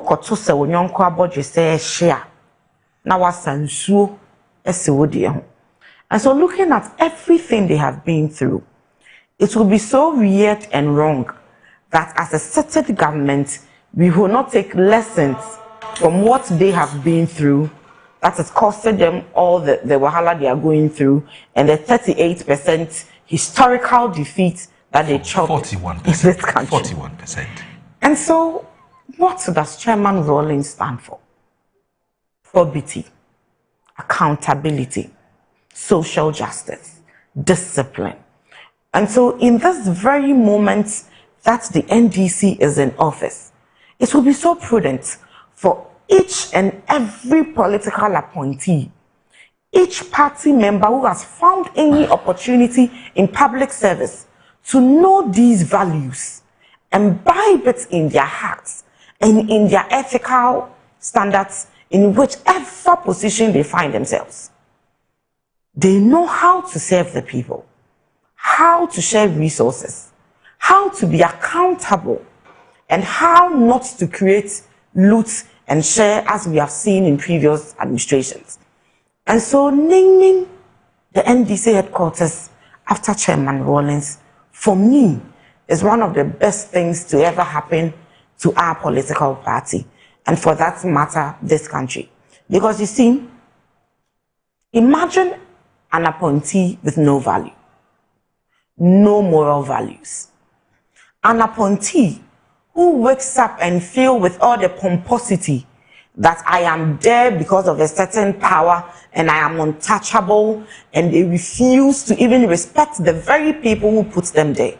There was a time in this country when the citizens of this country were demanding accountability from various appointees, and they tell us, if you want a timetable, go and draw your own timetable and bring it to us. Such disrespect to the ordinary Ghanaian.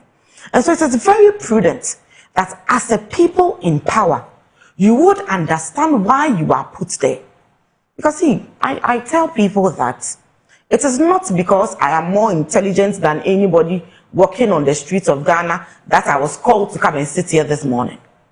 It is not because in the NDC there are no people who are so intelligent and up to the task to be sitting in these seats, but it is an opportunity that you have been given My grandmother would say that this morning,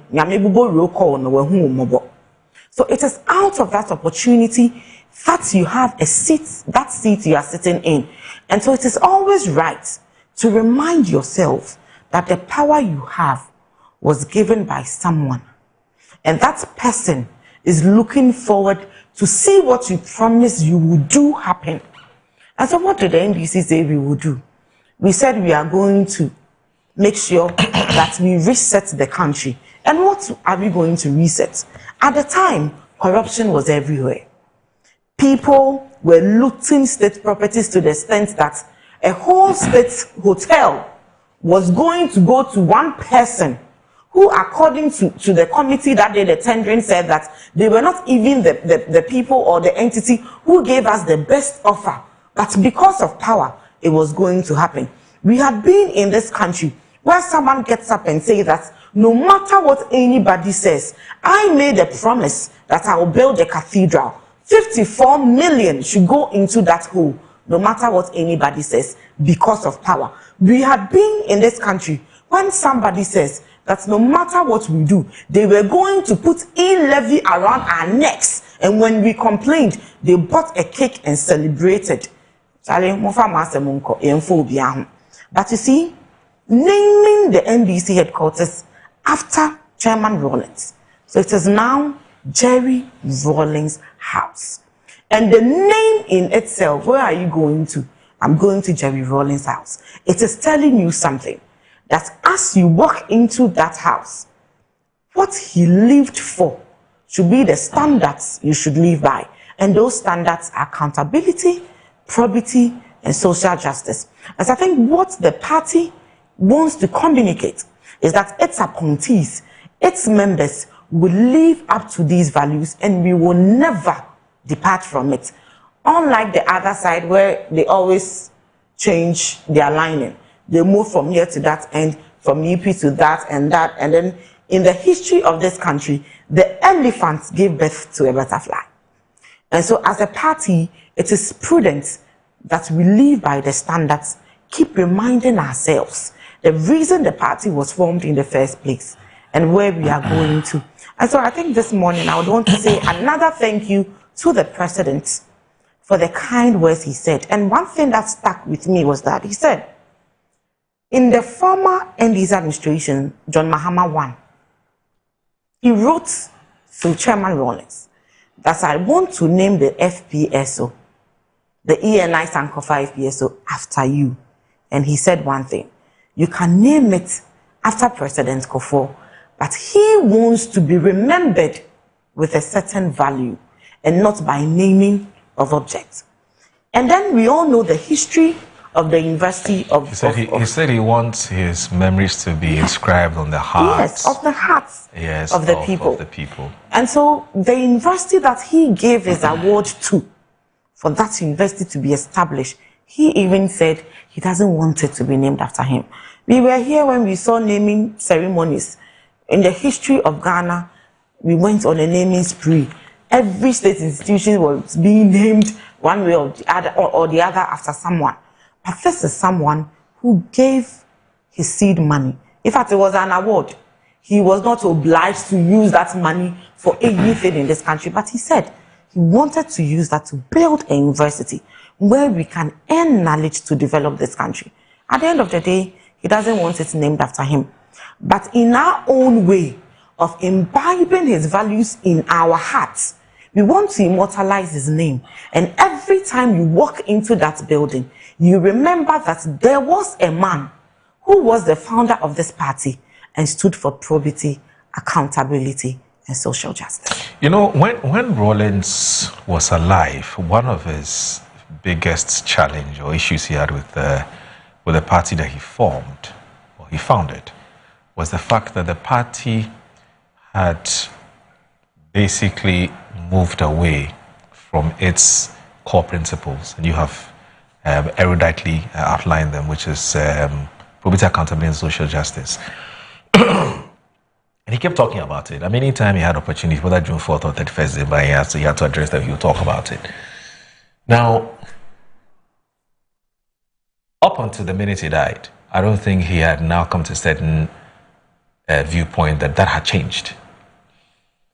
You, from where you sit, where do you think, first of all, did you agree with him when he was alive that the party had abandoned its core principles? Because I know some of the party communicators who respectfully said, look, we disagree with you. The other party has challenges, but we still fully embrace those core principles. First of all, do you think that this edifice, which has now been renamed after him, should be the beginning of that important conversation as to who are we, the NDC? What are the values or the core principles that gave birth to us? Have we lost our way? And now, how do we find ourselves back? But in all of this discussion, you must also be looking at the times.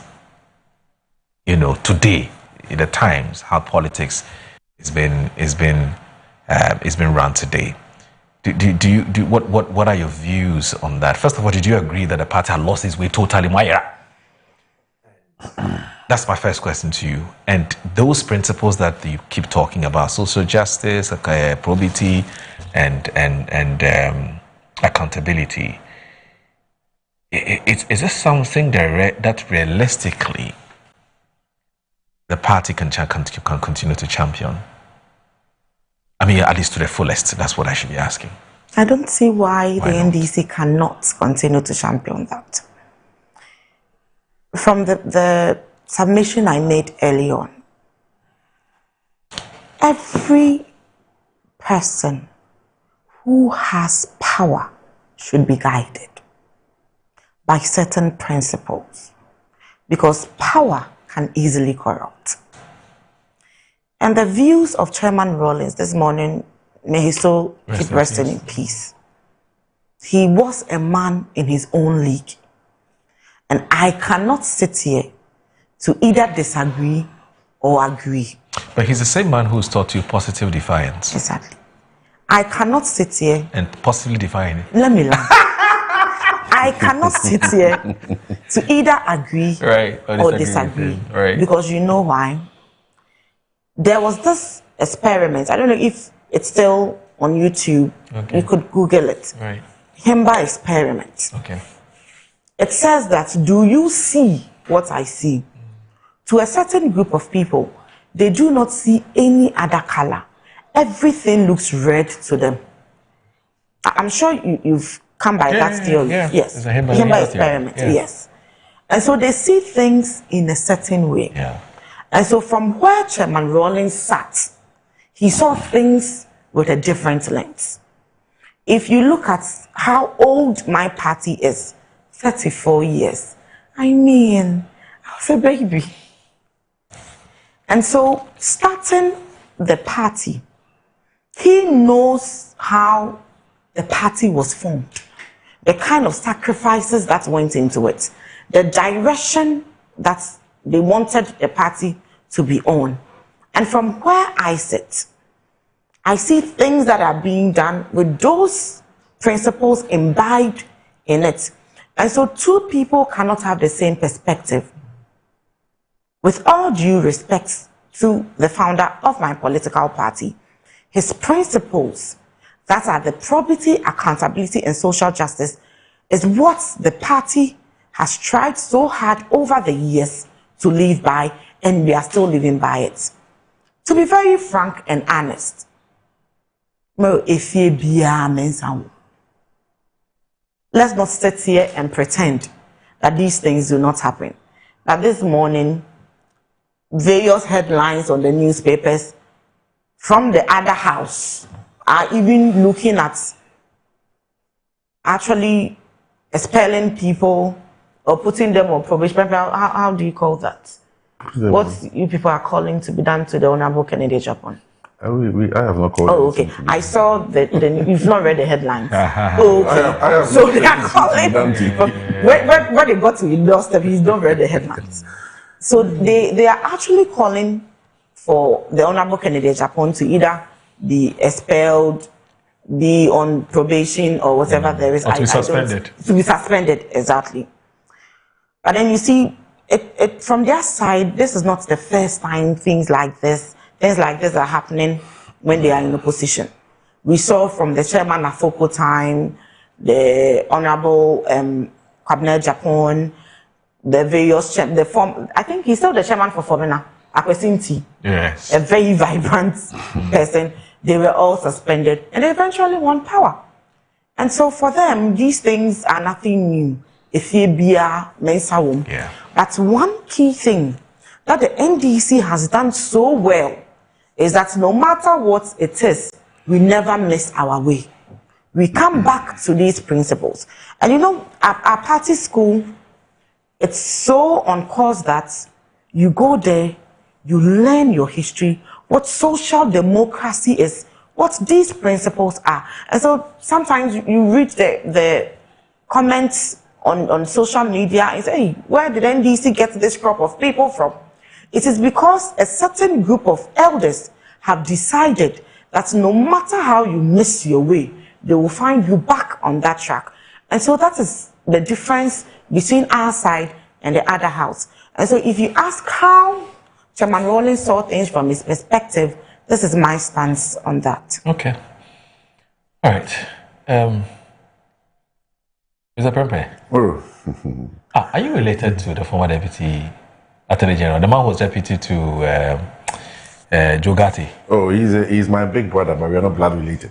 I'm not blood related, okay. Okay. Right. Can you believe in 2017, yes, when he was appointed to GOIL, yes, people actually called me to congratulate me. They thought you were the one. I won't have a problem.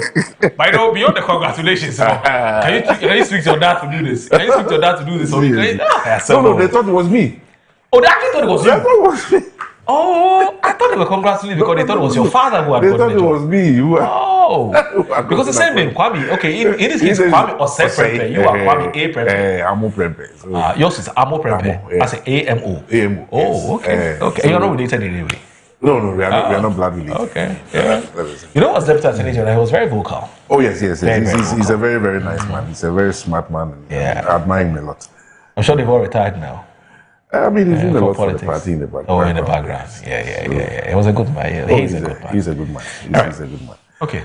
You know, well, I mean, first of all, let me say another good morning to the viewers, you know, and also to everybody in the studio, and bring again the greetings from His Excellency, the former Vice President and our party leader at the moment. I hope he's doing well.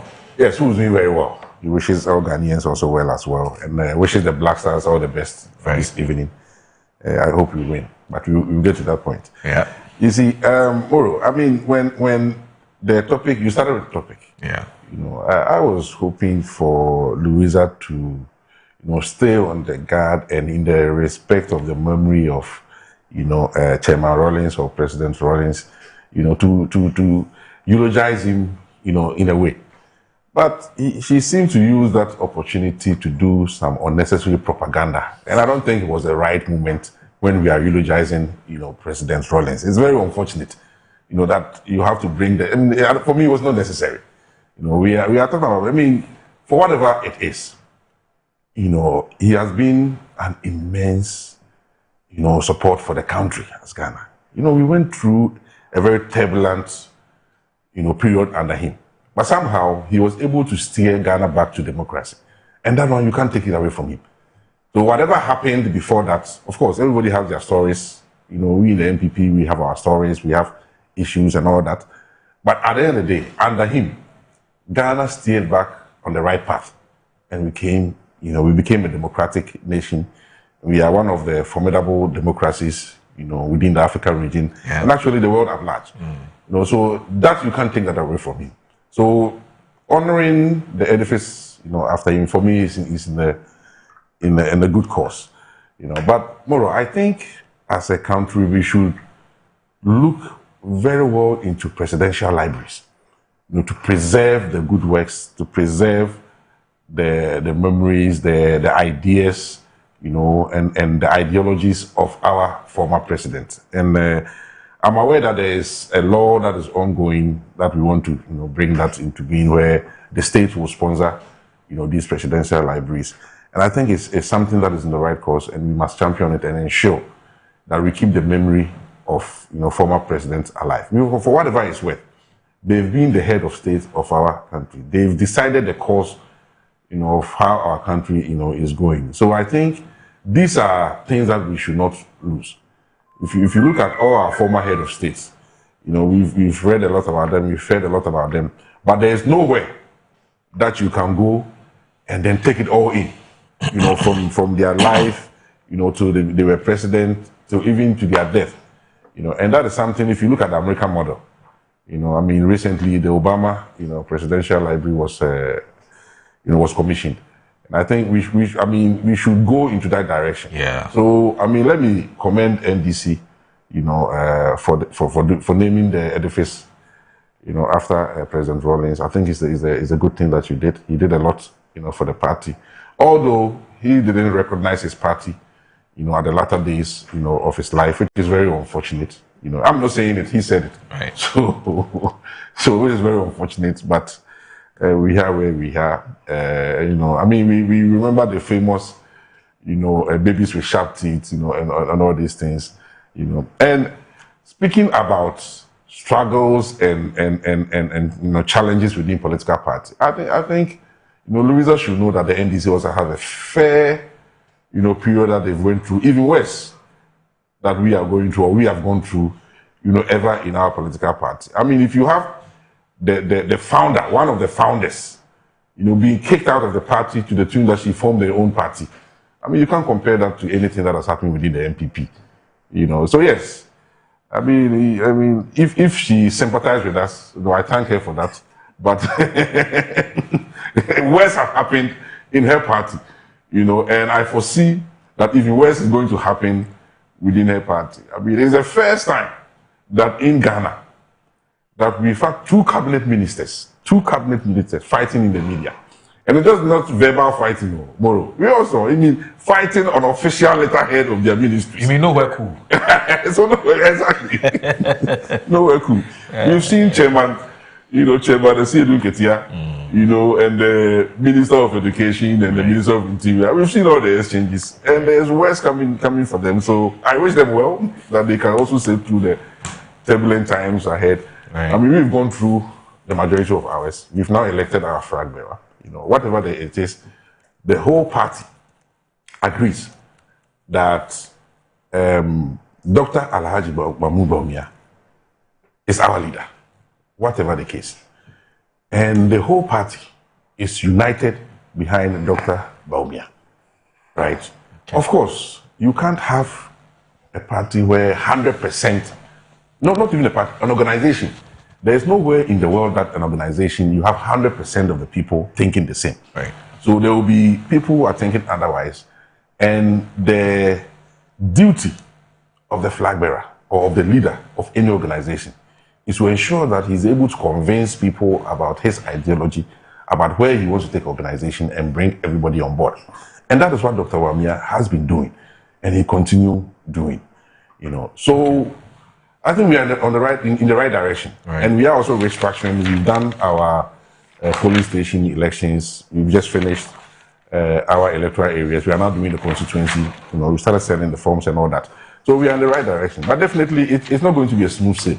Okay. But as we say all the time, the safest place for a ship is to be at the port.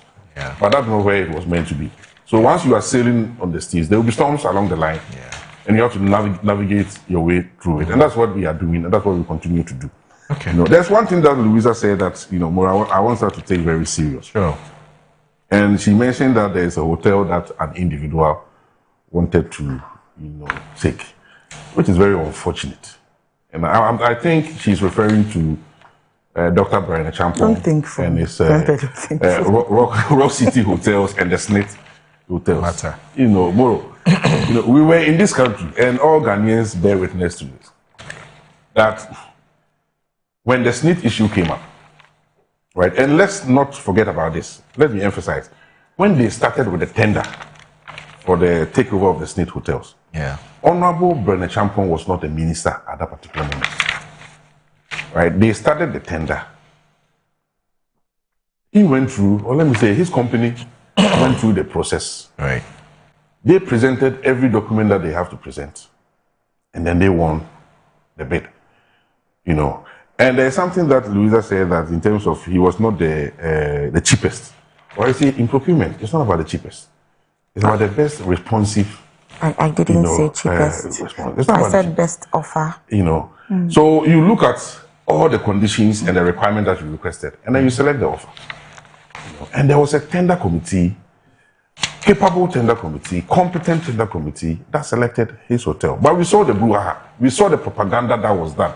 We saw Honorable Minister of Foreign Affairs at the moment sit on national TV, and he claimed that how can any committee that is deciding on a tender do anything against a minister?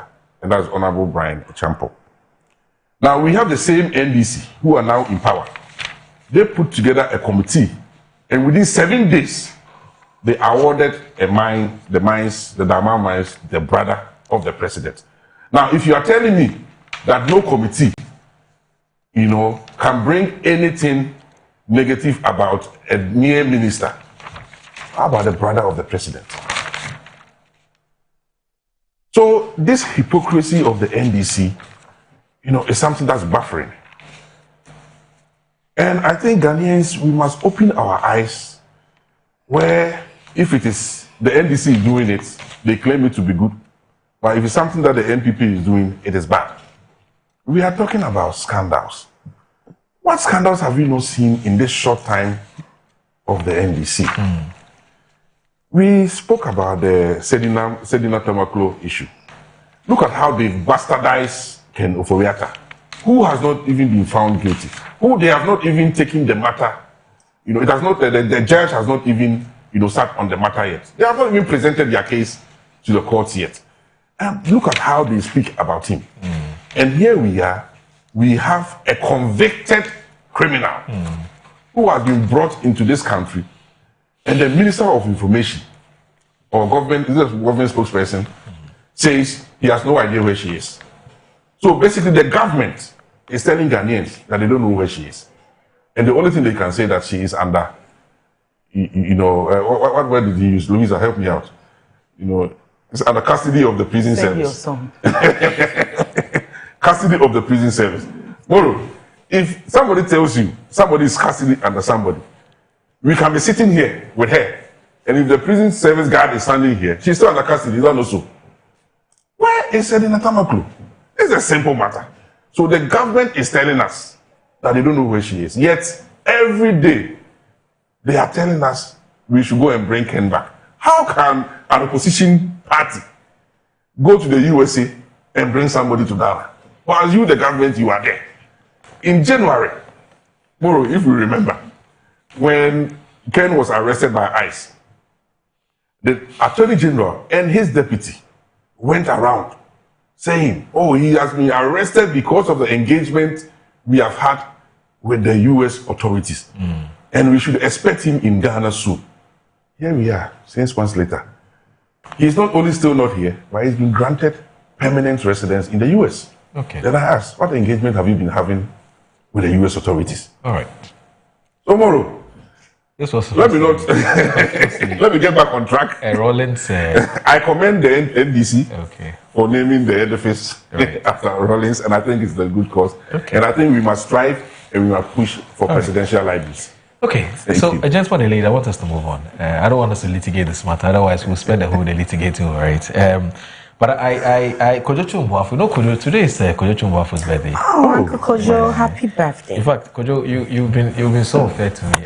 I'm your younger brother. At least you should have told me, yesterday or 2 days ago that today's your birthday. We'll party well. Kojo, you don't try for me. Anyway, so today is Kojo's birthday. He turns 57 years today. He's a big man. He's an old man, but he looks very young. He's taking very good care of himself. I know why he looks young, but now I can't state it publicly. You are insinuating. You know what they prescribed to David? You remember? Yes. When David was. I know. I'm not saying the same thing. Sorry. Wow. Yeah, you look good. At 57, you look really, really, really good, eh? Wow. You're gonna see him very soon. He's the Chief Executive Officer of the Financial Intelligence Center, and he's a good man. Kojo, I said me. I know why you still look the way you do. If you dare me, I go talk.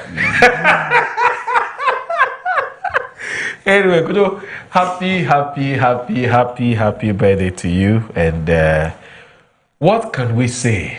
We can only wish you God's love, blessings, guidance, support. And it is our wish and prayer and hope that whatever it is that you desire for yourself, God should make that happen. So we can only wish you all the best. Happy birthday, Kojo Chungwafo. He's such a good man. He's a very, very, very good man. And a very, very warm, very welcoming, has a sense of humor. He's also a very passionate man. When he's passionate about something, don't go there. A man with such honor, integrity, and credibility as well. Kojo, happy.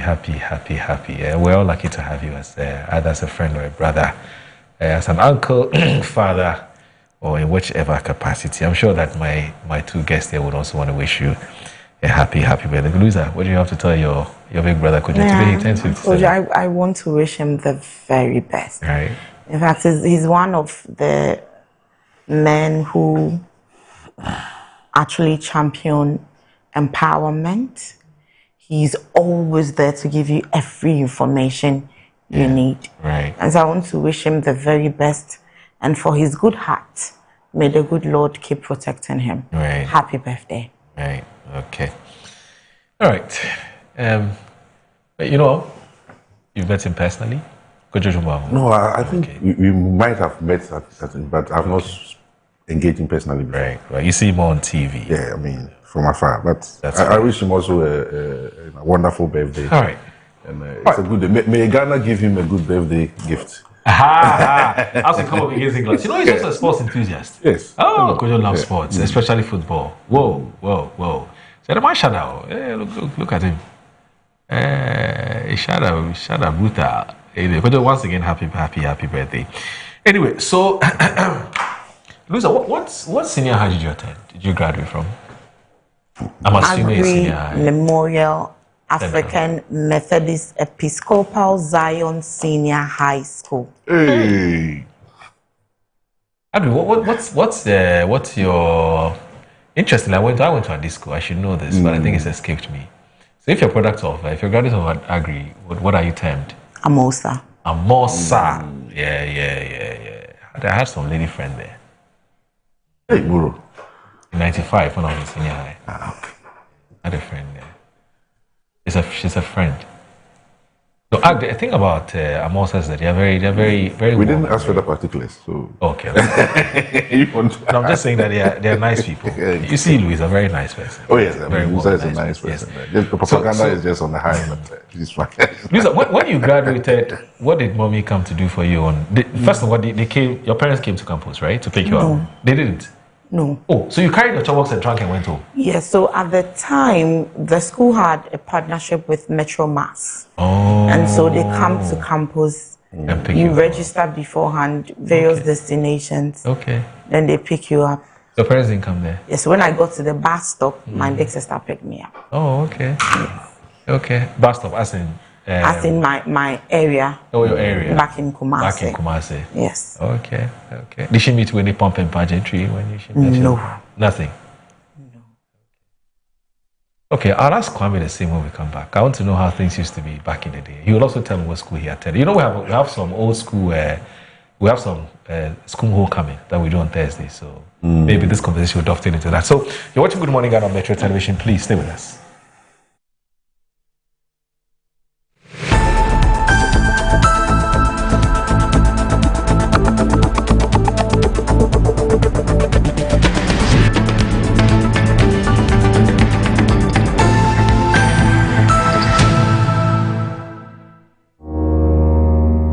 Find finding my dream apartment in just 2 days was a breeze with 7terragh.com. Looking for your next home, the perfect piece of land, or the best commercial property for your business? Are you worried about sending money home for property and finding nothing when you return? Well, worry no more. 7terragh.com is just a platform to find prime lands, perfect properties, or vibrant real estate development at the click of a button. 7terragh.com is your go-to property listing platform that allows you to register, list, rent, buy or sell, and connect with correct agents. With our AI-powered smart search, personalized dashboards, verified agent connection, and interactive property maps, all your property needs have been made easier. Check us out on 7terragh.com or contact us on 0302-998-246 or 0561 032 252. 7terragh.com, powered by MNC Properties. As the days come and go, there's always shit. Let colleagues explore all the planetary bodies. Our mission is in Uranus to treat hemorrhoids, anal fistula, anal fissure, anal incontinence, hydradenitis suppurativa, using laser ligature for pain-free and speedy recovery. On Uranus Street, Accra, is Main Tuber Hospital and Coloproctology Center. Trust Uranus with us and we will delight you. Visit the Main Tuber Hospital today or call us on 0244 581 541.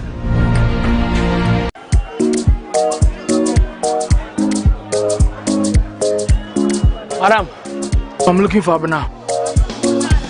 Abena, there's someone looking for you.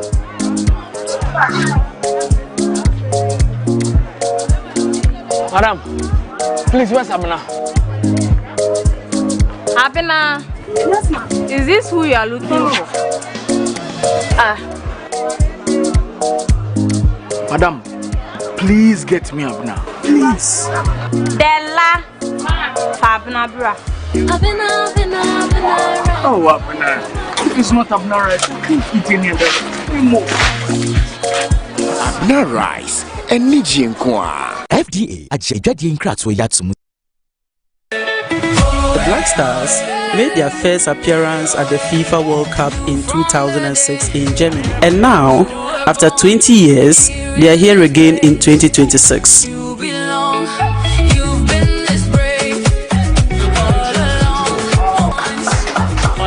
Nothing Petacek could do. Imagine you had invested in genuine lands back in 2006. Just imagine how much it will be worth today. The best time to have made investment in land was yesterday. The second best time is now. As you support the Ghana Black Stars to victory in this World Cup, Estate Masters is also supporting your dream of owning genuine land with unbeatable discounts on outright purchases on our various sites. We offer you free site visits and free documentation. Estate Masters, your most preferred estate partner.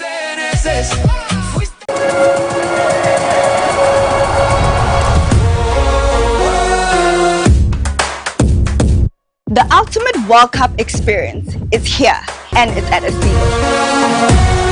This World Cup, and they are back on. Witness every insane goal. Feel the roar. Cheer your team on to victory live on the big screen.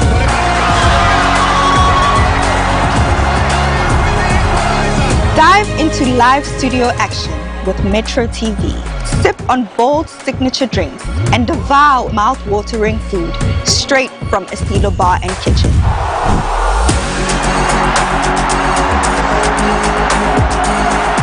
And yeah, you could walk away with gift vouchers and prizes too.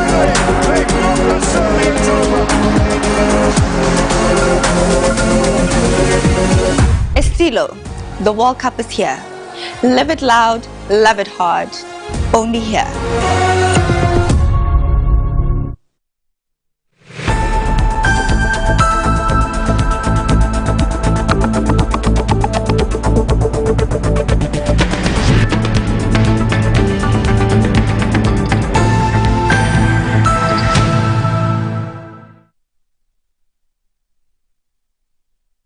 All right, you're welcome. I'm not going to say you're welcome back because you're actually here. You haven't moved anywhere. We are the ones who just come back anyway. So you're still watching Good Morning Ghana on Metro Television. My name is Audu Moro. I'm still here with Louisa Kwachi. She is a member of the NDC's communications team, and also Mr. Kwame A. Prempe. He's a former Deputy Chief Executive Officer of PP and also a member of the NPP's communications team. Now, speaking about Kojochu Mboafo's birthday, we just had this one from Mr. Mike Okwe Jr., who is, he's the former Chief Executive Officer of the Ghana Free Zones Authority, and also a former parliamentary candidate for the Dom Kwabenya constituency. Now, apparently, he and Kojochu Mboafo are actually childhood friends. So that's how close the two of them are. He says, "Happy birthday to my dear brother, Kojochu Mboafo, also known as Mr. Mischief."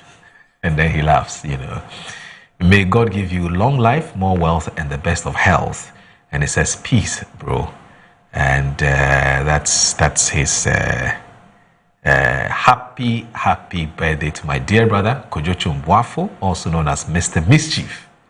Yes, and it comes with an NOL.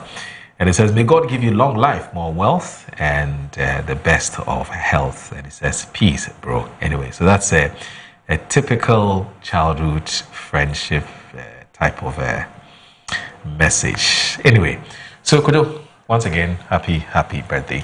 Now, Kwame, I asked Louisa which school she graduated from. She said Agri Memorial. She's called an Amos. Is an Amos. You're called an Amosi, right? Amosa. Yes. And then you attended to school. So unfortunately, and that's one of the things that I miss. In Ghana. But I did not attend secondary school in Ghana. I attended secondary school in Amsterdam. It's a school called Belaster Lyceum. Very nice school. We had a lot of Ghanaians there anyway. Who are now my. You don't work because you don't have an accent. Because usually when people go to America for just 6 months. So I was not in America, so maybe that's why. I was in the Netherlands. Oh, in the Netherlands. So you speak some Dutch? Yes, I speak Dutch. Yes. Very fluently. Yes. I schooled in Dutch, so. Whoa. Zullen we iets in Nederlands zeggen? And I understand everything you say. Oh, you do? But I'll reply. It's okay. Yes, because our viewers won't understand us. Yes, but I understood everything you said. Wonderful. So yeah, I mean, though of course, I have family and friends who and I know the tradition of secondary school. Yes. And that's why sometimes I really miss not have schooled in. All right. So unlike, you didn't school in Ghana. When I say you didn't school in Ghana, you didn't do your SS in Ghana. Yes. Louisa did. And Louisa was just telling me that when she finished SS, there was Metro Mass Transit. She joined the bus, went to Kumasi. Her sister was there at the bus station. She received her. There was no pomp and pageantry. Yeah. And then took her home. She's back home safe and sound. And they welcome her. Perhaps good for her and so on because she's finished school. Now, it appears that has changed. There's a new craze in town. Let's please watch this video. Living up. Oh. Congratulations, everywhere. What's in you there? Yeah. Congratulations, everywhere. What's on me now? What's on video?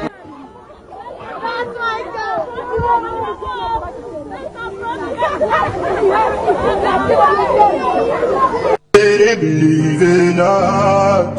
Oh. Congratulations, everywhere. What's in you there? Yeah. Congratulations, everywhere. Wow.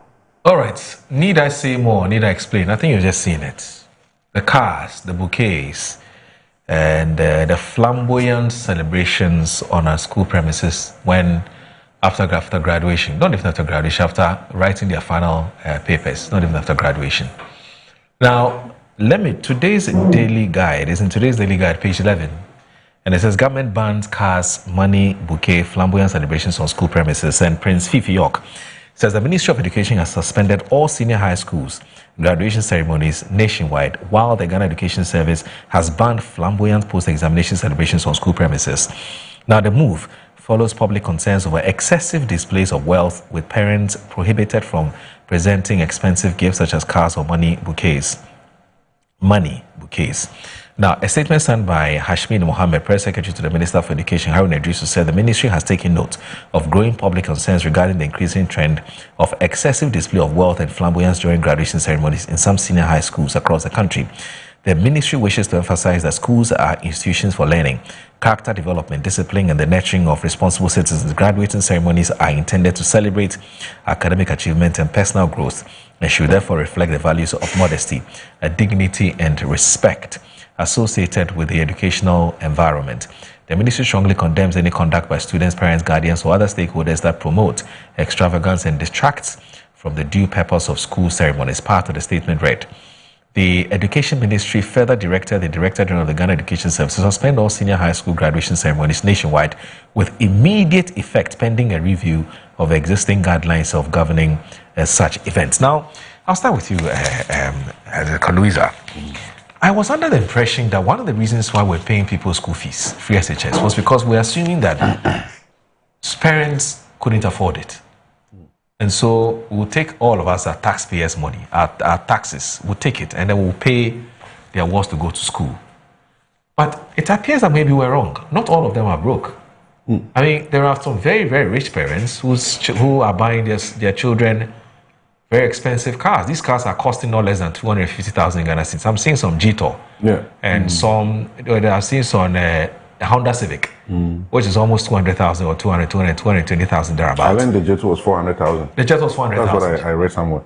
I mean, so why are we paying the fees for these parents, for the awards of these parents? Louisa, why? Is there any justification? Well, to begin with, there is this misconception that has been on this platform peddled here. Okay. That I would want to correct before. Okay. Prempeh made a certain statement. Right.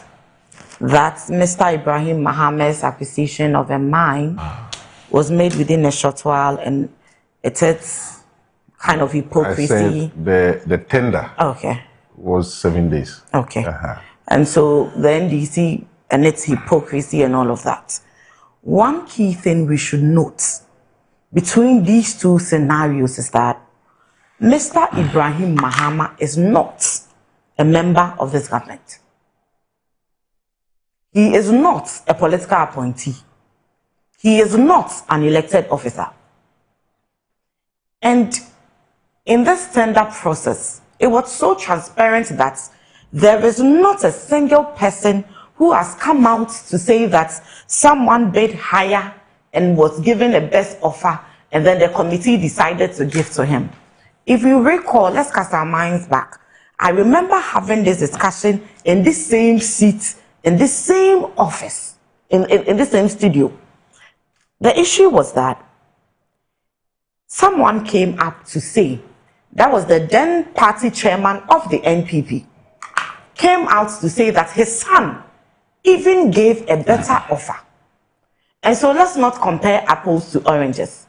And then the second misconception I would want to correct is that Sadinata Maklo and linking the Honorable Felix Ofosu-Kwakye to the issue and making it look like the government spokesperson doesn't know his job is neither here nor there. I have followed the discussions, and the lawyers say that when someone is convicted and the person comes to the country, the person is handed over to the prison service. And so in this case, it is the prisons director and the prison service who can tell you exactly which prison in this country that she's been taken to, where she is and her whereabouts. How does the Honorable Felix Ofosu-Kwakye come in here? And so please, while we are peddling propaganda, we should know that it's a platform for information, and we should not misinform the public on the back of propaganda.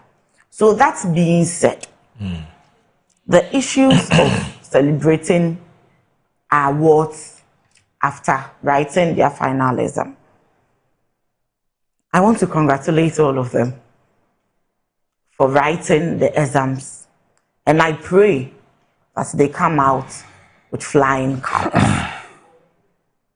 And again, you ask the question, are we supposed to pay for them when it appears that some people are very rich? The question remains, what is the bottom line? How many people can afford this extravagance? And so if there are over 10,000 graduates, I don't know the figures, it's just an analysis, who graduated, and we are seeing about 10 or 15. My little knowledge in research is that if you reach a certain caveat, then you can make a generalization. Right. So if this is like 10 out of a 10,000, does it really justify that people can afford education in this country? Right. No matter how we view these things and from which angle and which lens, moral, one thing remains constant, that in a society, there are always different classes in a subtle way. I heard someone say that, oh, when this happens, it will put pressure on people and all of that. No one is stopping anyone from celebrating their awards. I think that the release from GES was very clear on that. No one is stopping you from the way you want to celebrate your award. But it shouldn't be on the premises of the school. And so outside the school, whichever treat you want to give to your award is fine. Let us also know, once we enter the campuses, I think that people have so much money that if their wards want to change uniforms every day, or even want to wear mufti to school every day, they can afford it. So if it's, let's say, 8 weeks in a term, they can buy a different dress for them. But we all stop and wear a uniform. So I remember way back in Agri, we were wearing a yellow shirt with a mauve skirt. No matter who you are wearing a yellow top, and the ladies were supposed to count 3 buttons. You count, you push your skirt up. The men 4, you count and you buckle your belt.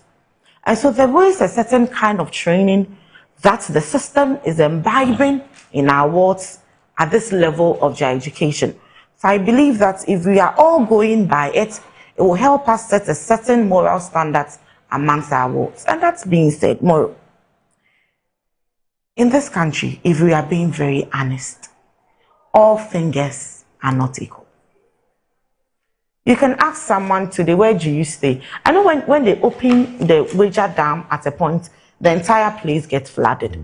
And I watched one of the interviews on one of your sister stations. And one of the residents said that when they were buying the land, they didn't know this is what happens there.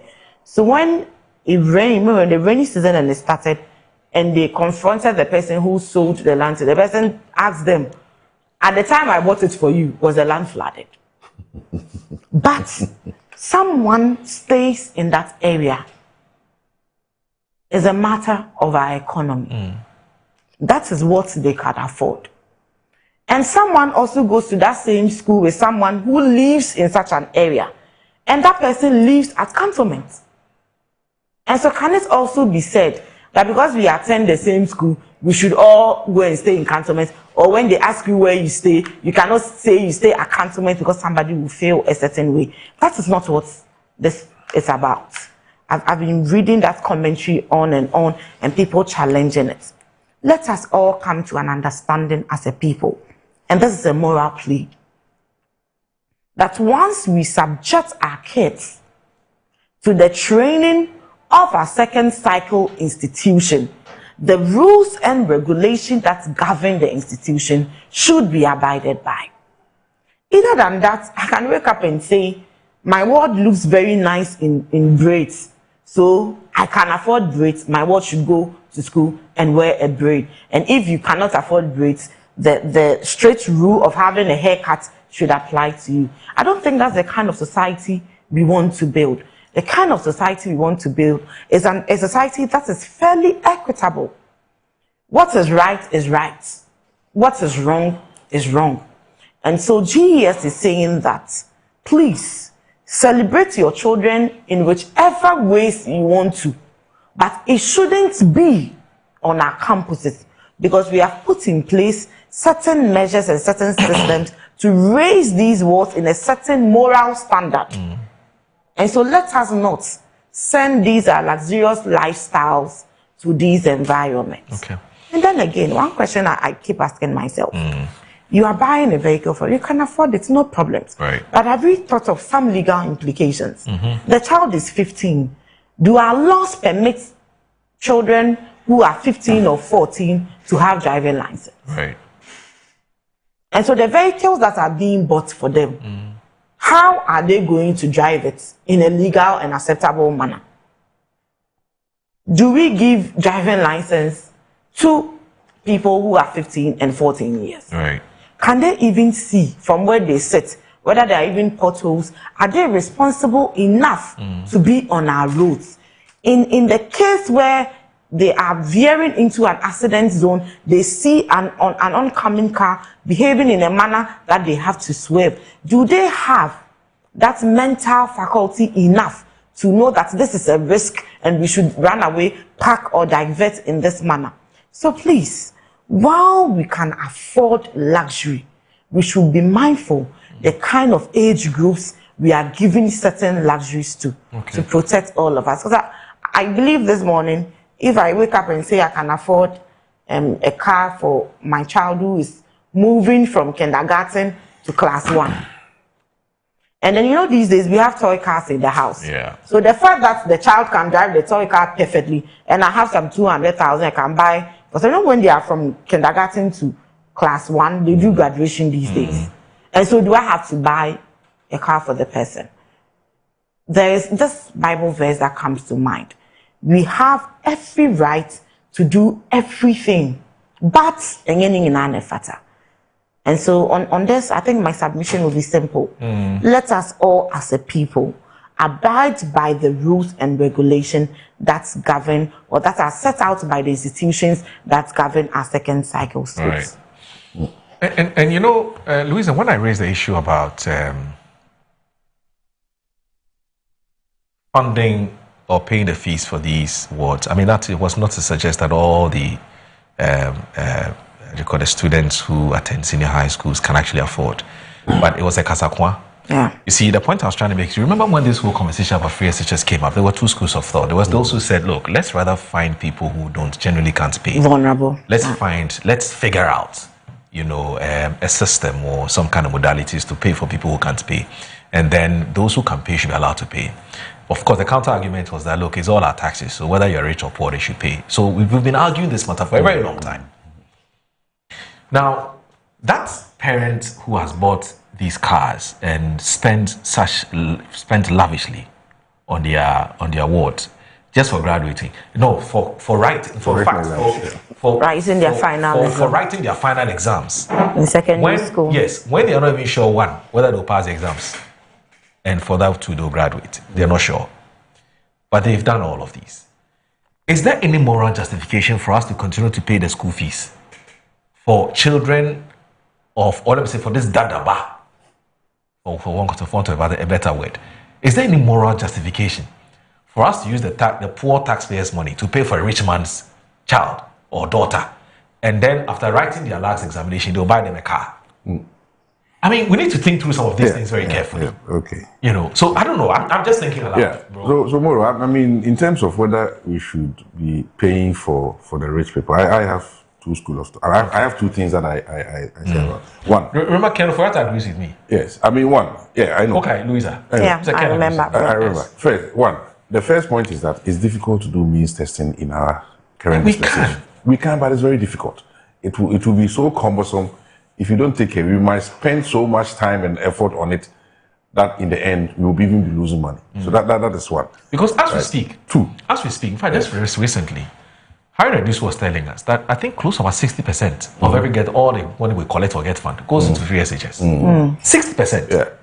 So we have little to do the build the schools and so on and so forth. The second point that I want to raise is the fact that these rich, let's say seemingly rich people, if you are looking at their tax contribution, it's much higher than the poor. Right. So if I am contributing so much to the state, why can I not enjoy the free benefit that the state is giving? It's not that I cannot afford it, right? But in terms of the tax contribution, we are talking about, yes, it's a taxpayer's money, but the contribution that they are contributing to the tax is much higher than most of the people that are also enjoying it for free. So in essence, through their tax, they are actually paying for other people that are also enjoying the free SHS. So if you put it in that context, why can they not also enjoy, the free That's one SHS? angle of looking That's one angle of how you look at it. So for me, I don't think we should dwell on it too much. I mean, of course, the bigger problem is that we have to ensure that we have the necessary funding. So it's actually 42%, not 60. Sorry, somebody just corrected me. 42% of Get Fund money. Of Get Fund money. Yeah. So I think we have to find a way of, in terms of the financing and funding it, keep it going, because we've also heard and seen the stories of those deplorable, kids from the deplorable neighborhood who have benefited enormous from free SHS. I mean, we've seen the story as well. So we shouldn't throw the baby away with the bathwater. And as Louisa is saying, actually, I think we have about over 500,000 children who sat the WASI. And if about 15% of them is doing this, you can't throw away. Can't we have a policy that says that you will only enjoy free SHS, or let's restrict free SHS to children who are coming from the public schools, from, say, primary to JSS? That is also not fair. That's also, I say it's not fair because there are some poor parents who will struggle to take their kids to international school. So if you have a rule that if you are from international school, you cannot benefit, that is also very unfair to those. But if you can pay for your child... But they are struggling to pay. Yeah, yes, but with the hope that when they get to the second cycle, at least there will be some relief. But I get the point, because if I say this, then the assumption is that the fact that you're going to public school doesn't means that your parents don't have it. Exactly. That's also not true. Exactly. The parents who have the money, exactly, they don't take their schools to private schools, they take them to public schools. Exactly. So there's got to be a way. Yes. Because I say this, there are children who go to LA with full flags. So you cannot say that because they go to LA, the parents don't have. So it's difficult, and I mean, when it comes to free education to second cycle, most of the country, I mean, the Western world, it's free for everybody, regardless of whether you are... Whether for rich or for poor. But we don't have the resources. That is why I'm saying we have to look at having the resources and getting it done. And for me, education is very key. And if you look at the number of children that came from poor background, who have now been able to go through the cycle and graduate from secondary school, for me, that alone makes the whole thing worth it. Right? You can't have a 100% system. Right. You cannot have a 100% system. And that's why I'm saying that those rich people that are enjoying, at least we are getting a lot from them through taxation. So they're also contributing to the system in a way. So you can't have a 100% fair system, but how it is now, for me, I think we should try as much as possible to keep it. We should just keep it as it is. Because it's really costing us. Yeah. Yes.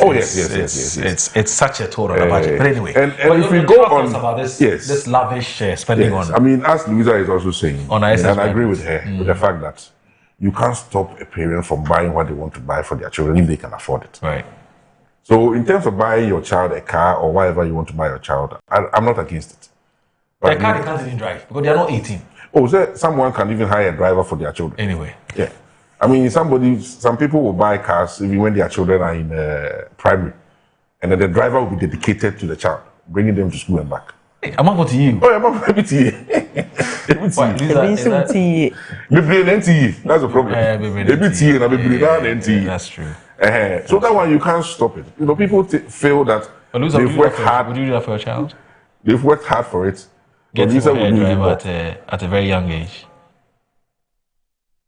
So to end on this, we are talking about today.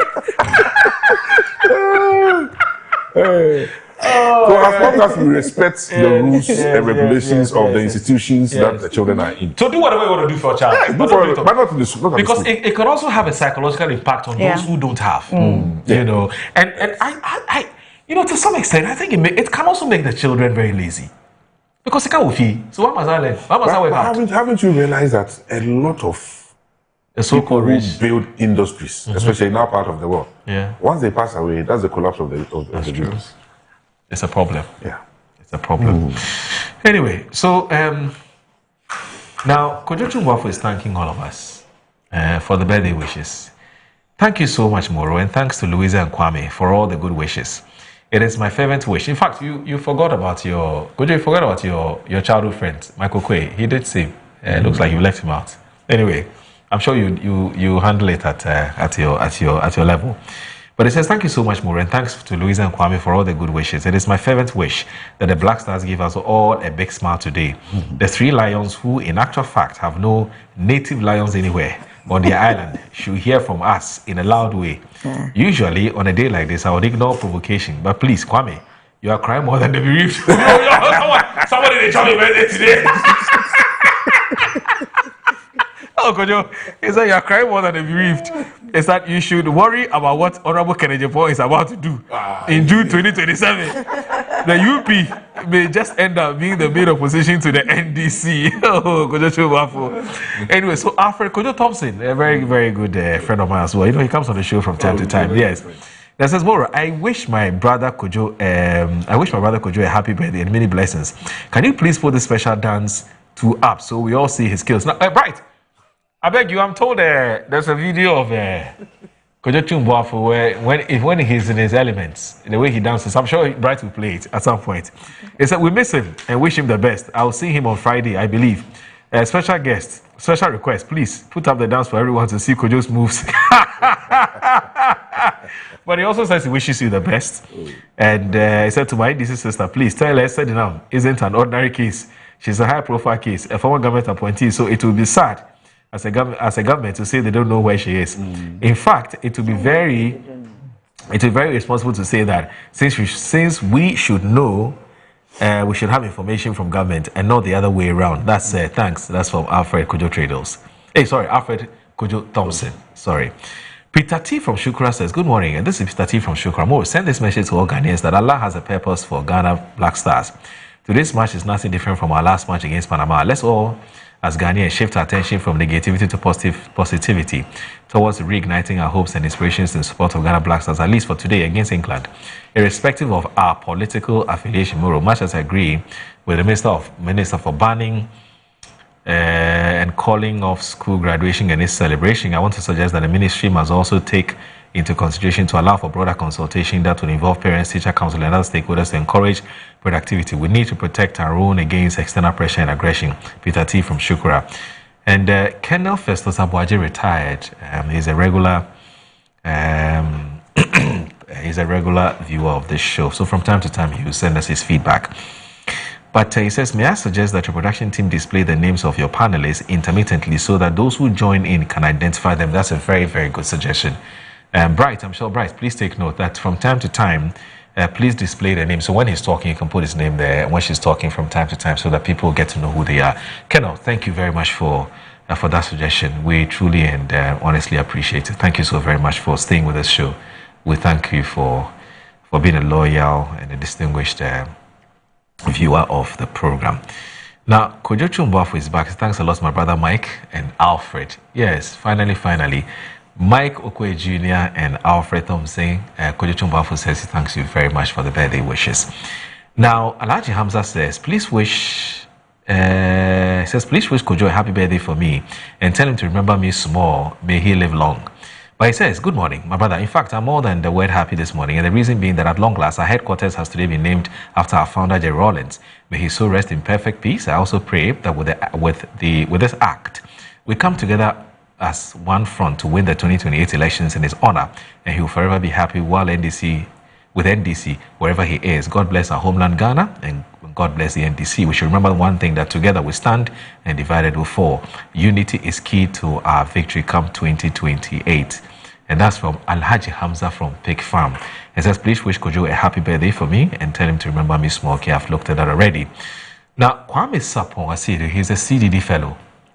He's also one of the top-notch pharmacists that we have, not just in Ghana, but in the world. He says, Moro, I find the ostentatiousness being demonstrated in our SHS by some parents, but see, that is not a reason to tweak the current format of free SHS.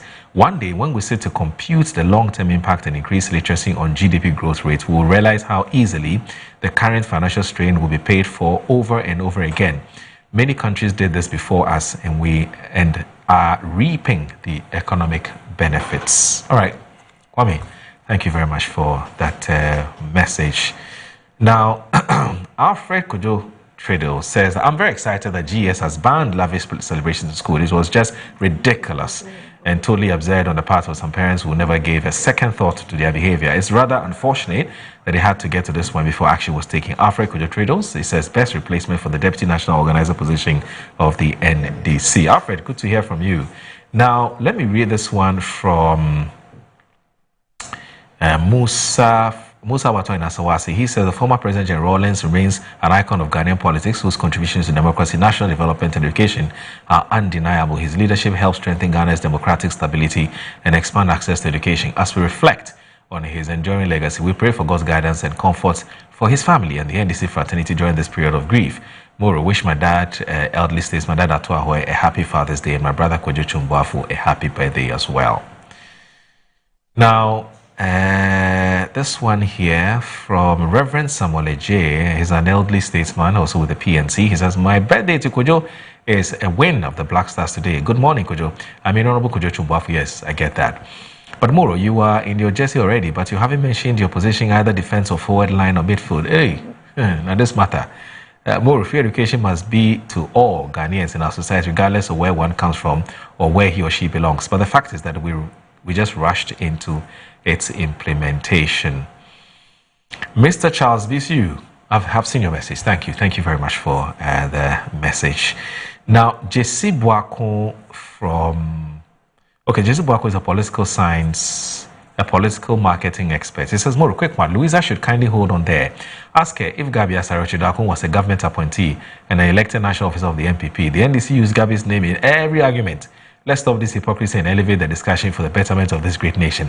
Finally, on international procurement standard and law, tender is not open for 7 days but 21 days. JC Boako, political marketing expert, sends that message. And then Prince Henry from Kufredia says the MP-led Nana Bamia didn't introduce free SHS. Enough of the falsehoods. President John Dramani Mahama introduced progressive free SHS, of which Nana Akufo-Addo commended him. So away from these lies that Nana Akufo-Addo introduced free SHS, we must set the record straight. Ghana will win by 2. God bless our homeland, Ghana. Tafa in Amrahia says, please wish Comrade Kojo Chumbafu a happy birthday for me. And then this one, okay, but I guess that I would have to end the messages here. Okay, so McLean from Sefirio. So McLean Desmond, he says, it has become increasingly evident that unscrupulous allegations and propaganda of the NDC propagated while in opposition are now boomeranging on them 1,000-fold. The hyper-political rhetoric they relied upon to win power created expectations and standards that they now appear to be struggling to meet. As the realities of governance continue to confront campaign rhetoric, Ghanaians will ultimately determine whether the NDC was elected to genuinely work in the interest of the nation or whether political propaganda played a decisive role in influencing public opinion. It is very apparent that the NDC thrives largely on misinformation and propaganda. That's from him. That's McLean. Now, Mansa Musa sends this message. He's the host of a program on Voice of London Radio. He says that a short motivational message for the Black Stars. Let the spirit of Mansa Musa inspire your ambition. Let the courage of your forebears fuel your resolve. Others may call themselves lions, but your ancestors lived among real lions and faced challenges for greater than fear itself.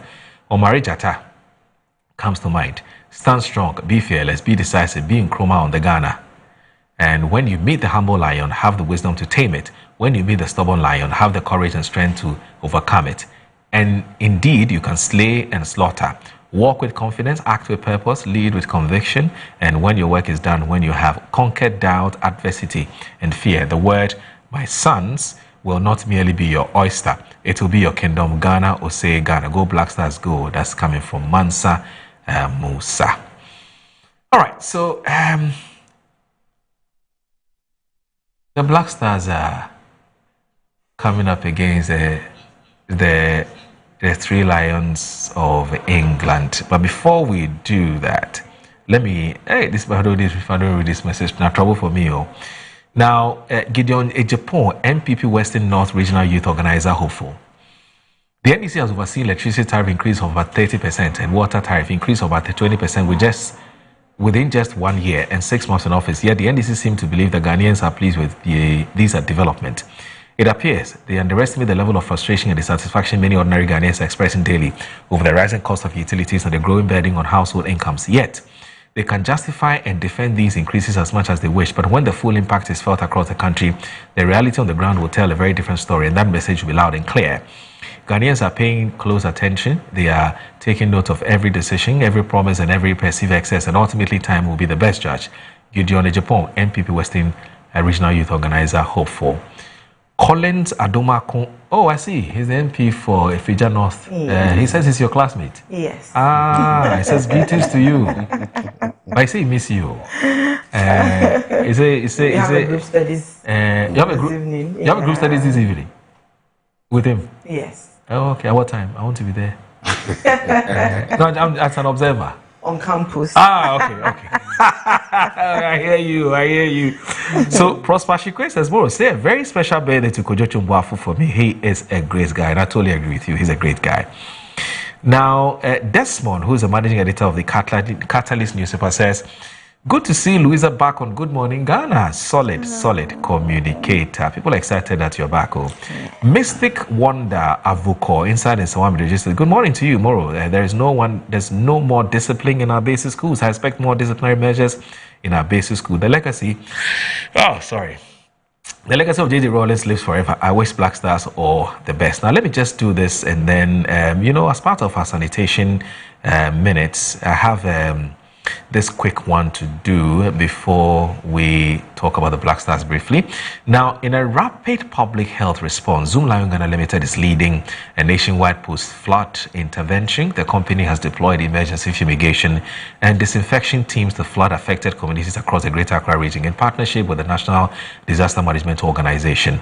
Now, according to Dr. Gideon Sogwe, head of Emergency Management and Vector Control at Jospon Group, the intervention is critical to preventing disease outbreaks that typically follow floods. So, Sanitation Watch. Let's watch this.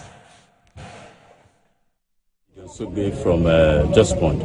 And this morning we are gathered here to disinfect the municipality of Weja Bawi. And then together with Ablikuma North, we are doing this in response to the recent flooding that we all experience in a part of the Greater Accra metropolitan area, Gama. And we are doing this as a part of our public health emergency intervention program. We are doing this in order to forestall any outbreak of cholera. Any outbreak of cholera within the Greater Accra metropolitan area.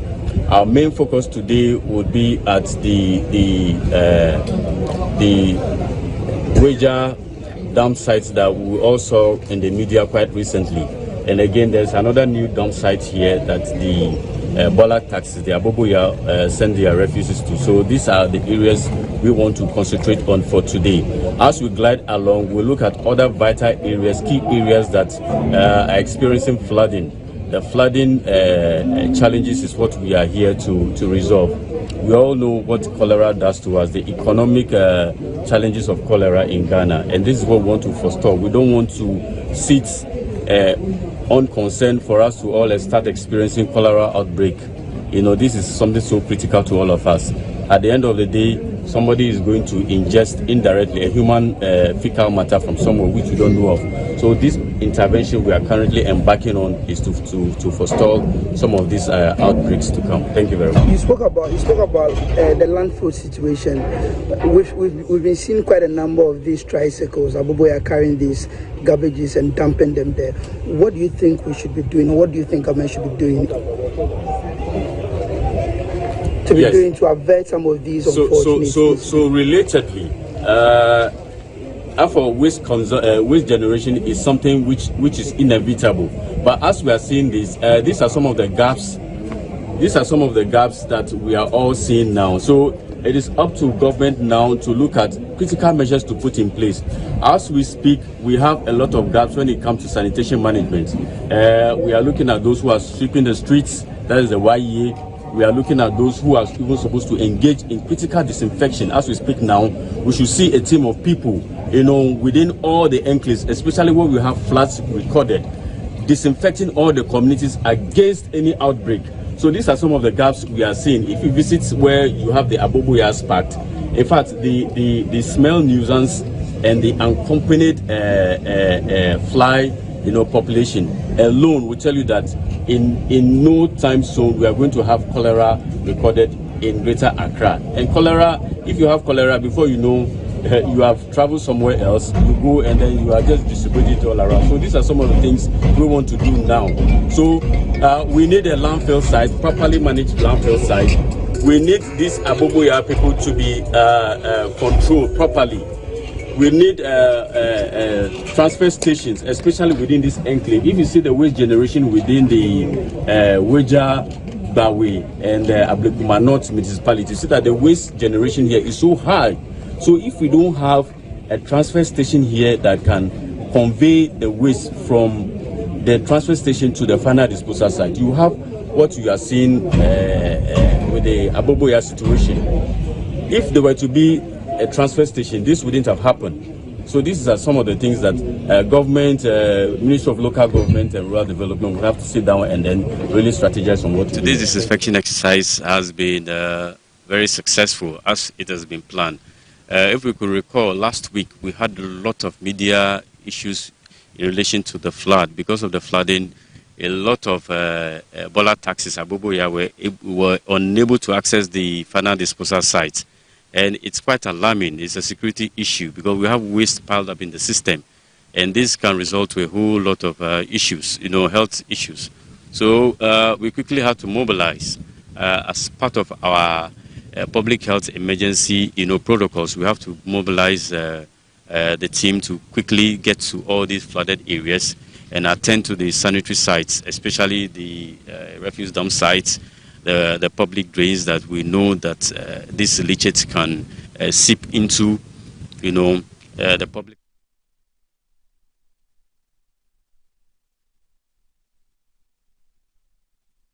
All right, so in the short is Dr. Gideon Sogbe. He's the head of emergency management and vector control at Just Phone Group.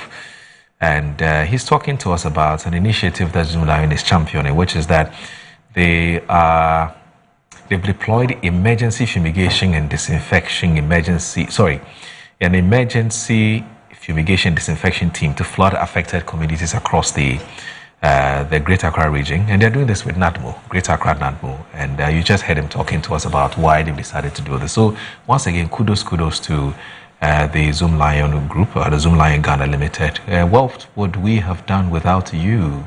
Well, you said to whom much is expected, much must be given. So what do we need? We need to back you. We need to support you. We need to give you all the resources that you need to continue to do this for Mother Ghana. Thank you very much, Zoom Lion Ghana Limited. Anyway, so let me read this one from Anas. Anas says, the reality facing Ghanaians is becoming more painful and frustrating. Well, though the dollar is coming down, fuel prices are reducing, and inflation is dropping, yet the ordinary citizen sees no real relief. Instead, electricity and water tariffs keep climbing. The Doomsor levy and other charges remain. Transport fares are rising almost every day. Cocoa farmers are crying over poor returns, and parents are struggling with unbearable school fees. So where exactly are the benefits of this so-called improvement going? Because on the ground, the suffering is not reducing. The ordinary Ghanaian is still carrying the burden, while those in power keep celebrating figures that do not reflect the reality in people's homes. A government must not only present statistics, it must deliver results that people can feel. If the economy is truly improving, then the citizens who are sacrificing every day deserve to see it in their pocket. Their bills and their standard of living. Ghanaians are tired of expectations without solutions. Honorable Anas NK from Upper West. Sam Aku Kelly says, good morning, Moro. Please help me wish my brother Kojocho Boafo a very happy birthday. I pray for more wisdom and strength for him so that he can continue to do the that would keep the MPP in opposition forever. As for our waste management issues and many other menace, no community does the right thing until individuals realize that the law is biting enough to deter him. Now, speaking about Kojocho Boafo's birthday celebration, now he's been responding to our birthday celebrations. Now, let's watch this. Watch this video.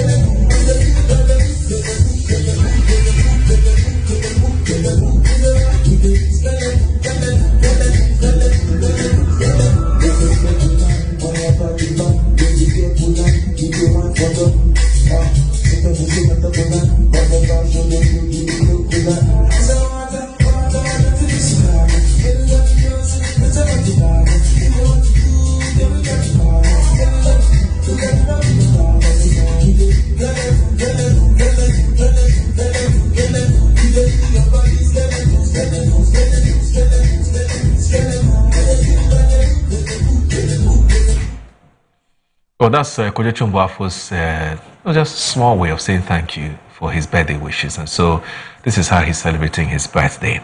Anyway, so I advertised a WhatsApp line earlier. Unfortunately, typical of us, we're calling the line. Send message. Why are you calling the line for what? Please, send a message. Le massage. You know, if you send the massage to that number, please don't call. When you call, you're just harassing the person who is you know, managing, or the person who has the phone. Please send a message. Whatever you want to say, just send a message. Type, please, I beg you. So it's 055-863-9114. Share your views with us. Send us videos of issues in your communities. Contribute to discussions on the show. That's why we have the WhatsApp, this particular WhatsApp message. Anyway, now, the Black Stars. We'll say Black Stars. Do we have what it takes to tame the Three Lions of England? All right. So all the papers are talking about it. Let me tell you. Let me just walk you through some of the. I'm not going to read any story, but let me tell you how the papers are reporting before I bring my guest in. Historic, so Ghanaian Times. Historic World Cup clash. Can Black Stars tame the Three Lions? Comes with a question mark. It's there. If you look at the back page. Oh, not this one. This. So, Daily Graphic. Ghana, England, cliffhanger. They settle old course tonight. It's here. Okay. We are ready. Well, you know, when you go to England, you will go to London. We're ready. We're ready to die for Ghana. Thomas Asante. He was born in Brazil, in England. He says he's ready to die for Mother Ghana. That's it. Daily Graphic. Daily Guide. You don't have anything on the Black Stars? Let me see. But anyway, Ebenezer Muzu will be joining me shortly. He's with the Ignite Sports team. Okay, so the Daily Guide doesn't have anything on the Black Stars. Oh, so MTN backs Black Stars ahead of England clash. Here we go. So almost what the papers are talking about it. But before I bring in Ebenezer Muzu, the coach or the managers of the two teams have been addressing the press. Let's watch what they've been saying. One of the threats is the counter-attack, because Ghana plays with a lot of physicality. They play with a lot of speed, individual quality. They don't mind if they don't have so much of the ball, because they burst into high-speed attacks on the counter. They play very direct when they're on the ball. They're not shy to use long balls. They bring 4 or 5 players into the attack. So, yeah, it's a different approach, than the last match, but that's the beauty of it. I mean, we play World Cup, we play now different cultures, different national teams, and different approaches to the match, and it's on us to adapt and to bring our strengths and be respectful enough to adapt to the strengths of our opponent and make it a top performance from us, because that's what we need if we want to win. I'm extremely pleased with the goalkeepers that we have. We have 4. And sometimes there's speculation why 4 goalkeepers. And the reason why we have 4 goalkeepers is because Coach Carlos Queiroz likes to do a lot of finishing and crossing, and it's really important that we have 4 goalkeepers so that they can rotate and there's less repetition on each one of them. So that keeps them healthy, keeps them sharp. But so far it's been great. I've been enjoying my collaboration with Coach Fatau. We've been able to work well together. There's synergy between us and the goalkeepers as well. We've created a competitive yet positive environment. I think we brought a certain energy and spirit to the training. So I couldn't be more pleased. Unique situation in this World Cup where there are now 2 stars of this World Cup, Hakimi and Partey, who are both facing rape charges and will go to court. And Partey will play against England tomorrow night. And apparently what the England football chiefs have decided is it will be left to the individual players as to whether they shake Partey's hand. Now, we've kind of touched on this before, but it is a very complex issue because, of course, he's innocent till proven guilty. But these are very serious allegations. If you were there as an England player, how would you handle that? Listen, I think they're all big boys and they'll make their own decisions, but you know, I think you do the right thing in terms of millions of people watching. Like you said, Piers, it's innocent until proven guilty, and I don't know the facts or the ins and outs of the case, so I'm certainly not in a place to comment. But if you're asking me would I shake the players' hands, yes, I would. And I think the players are big enough to kind of make their own decisions on that. Yeah, Simon, what do you think? We've discussed this before. It is a minefield, but do you think the players should shake his hand? I mean, if you don't, it becomes an enormous story. Well, that's exactly right, Piers.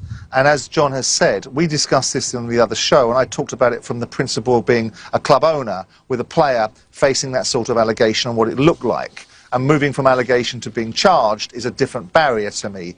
So, as I said to you on the last discussion we had with Sean, if he had moved from an allegation to being charged, I would take him out of commission because I think it would be for the better interests of the reputation and everything that goes with it.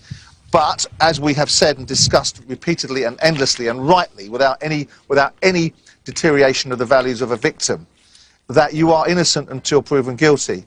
And judging people, be careful how you judge people, because one day someone will come along and judge you. So I think it's entirely appropriate that players do what they want to do, but I would suggest that shaking hands is probably the right thing to do until such a time as someone's been found guilty. We know this controversial situation. We know that he's allowed to play in the US, but not allowed to play in Canada. It's a bit more nuanced than that. But I think it's right what John has said.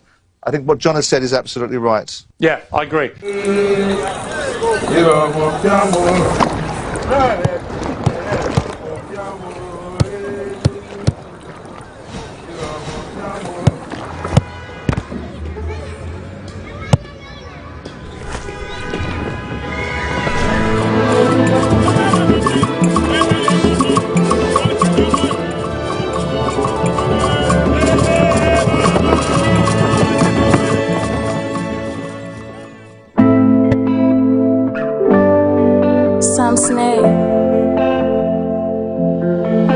Joker.